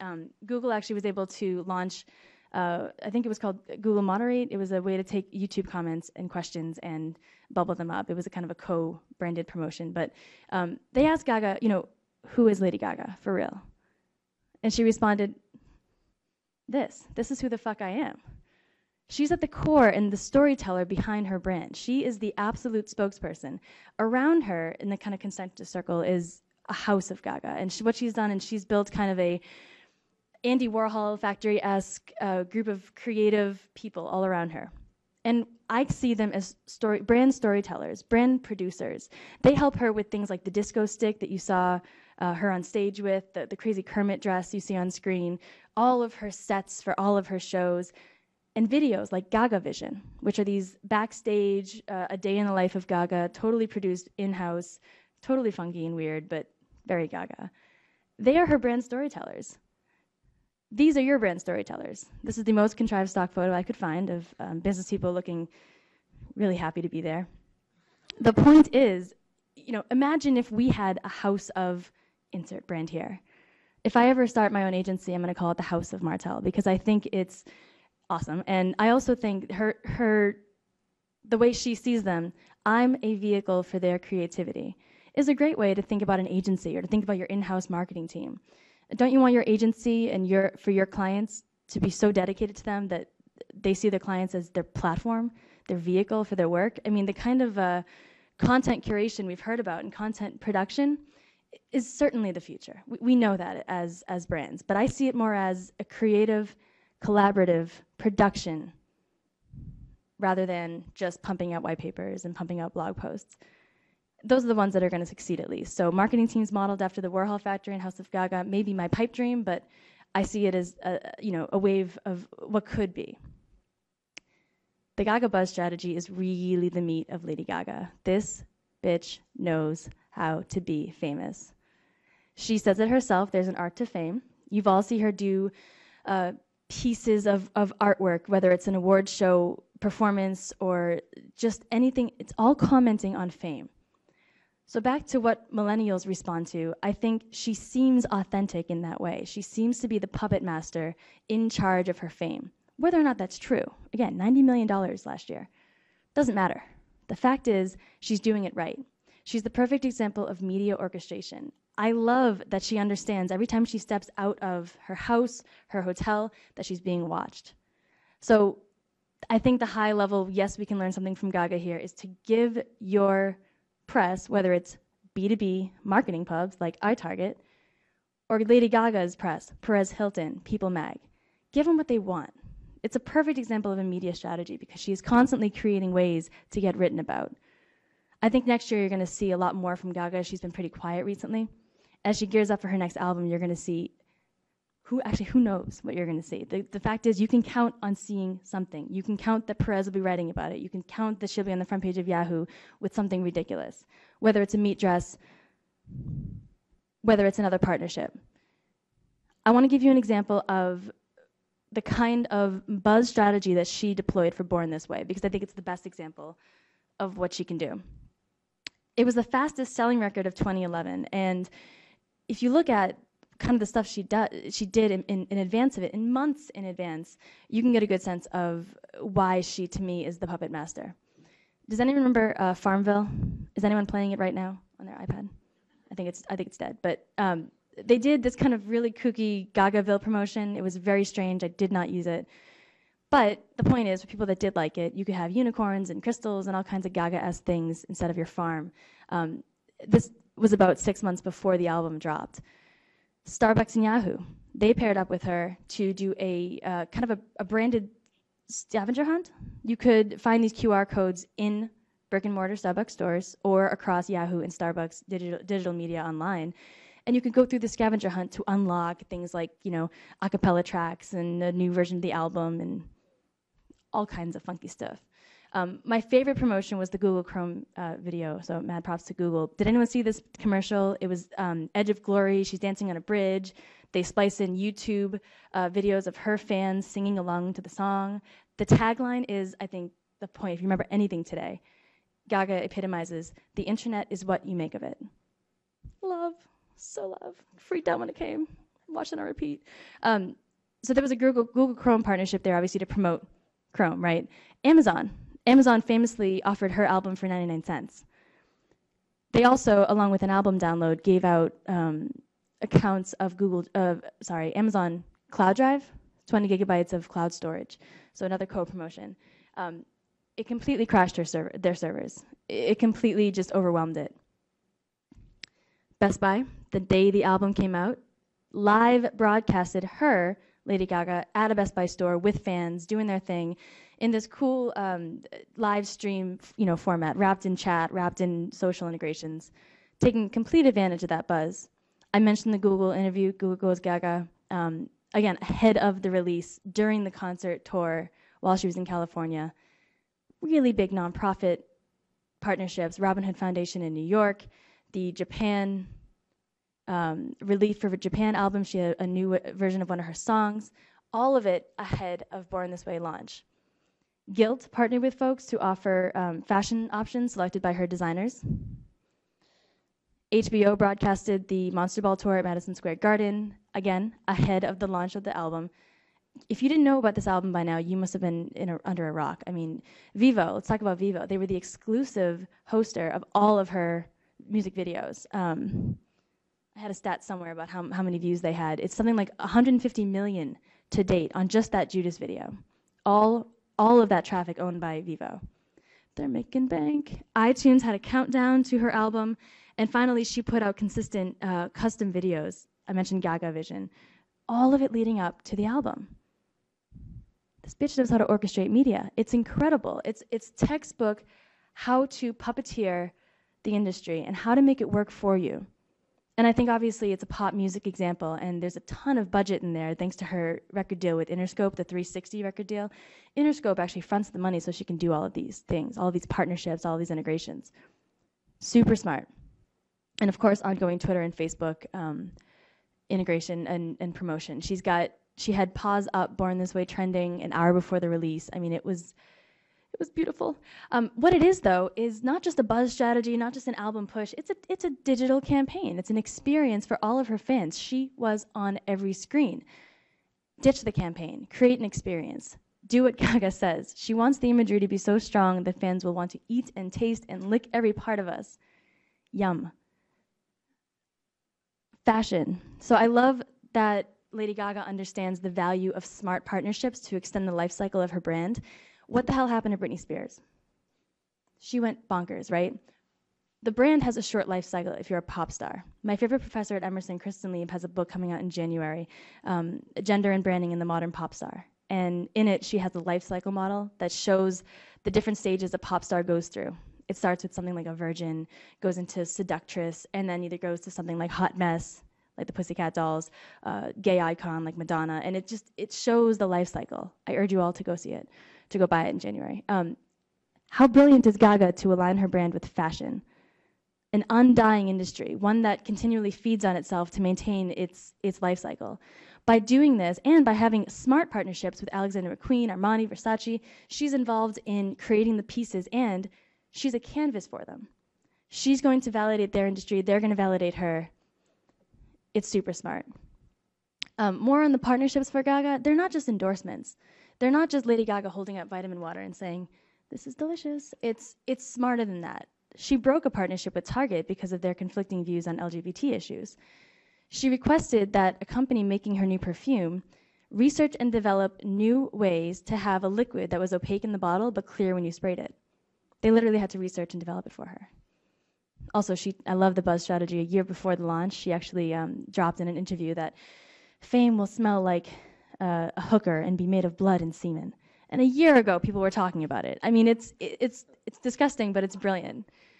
How's that for an image before lunch? She was the chief creative officer at Polaroid. Instead of just holding up one of their new cameras, she was involved in the product design rather than just endorsing it. This is a higher standard for partnership engagement. I don't know if it's just Lady Gaga and her understanding it, or if somebody at Interscope is saying, bitch, get in there and be more involved. It's so smart. So I hope that I've given you 20 minutes of stuff to think about. I think we're going to see greater amplification for any brand than ever before, new tools to create niche platforms, such as Backplane, new teams to support a Warhol-esque brand production experience rather than just pumping out content or having siloed roles. I think we're all going to see collaborative effort to pump out content. Beautiful media orchestration. Keep watching Lady Gaga and be more aware of what she does, because the fact that you see her everywhere is a perfect example of what's possible.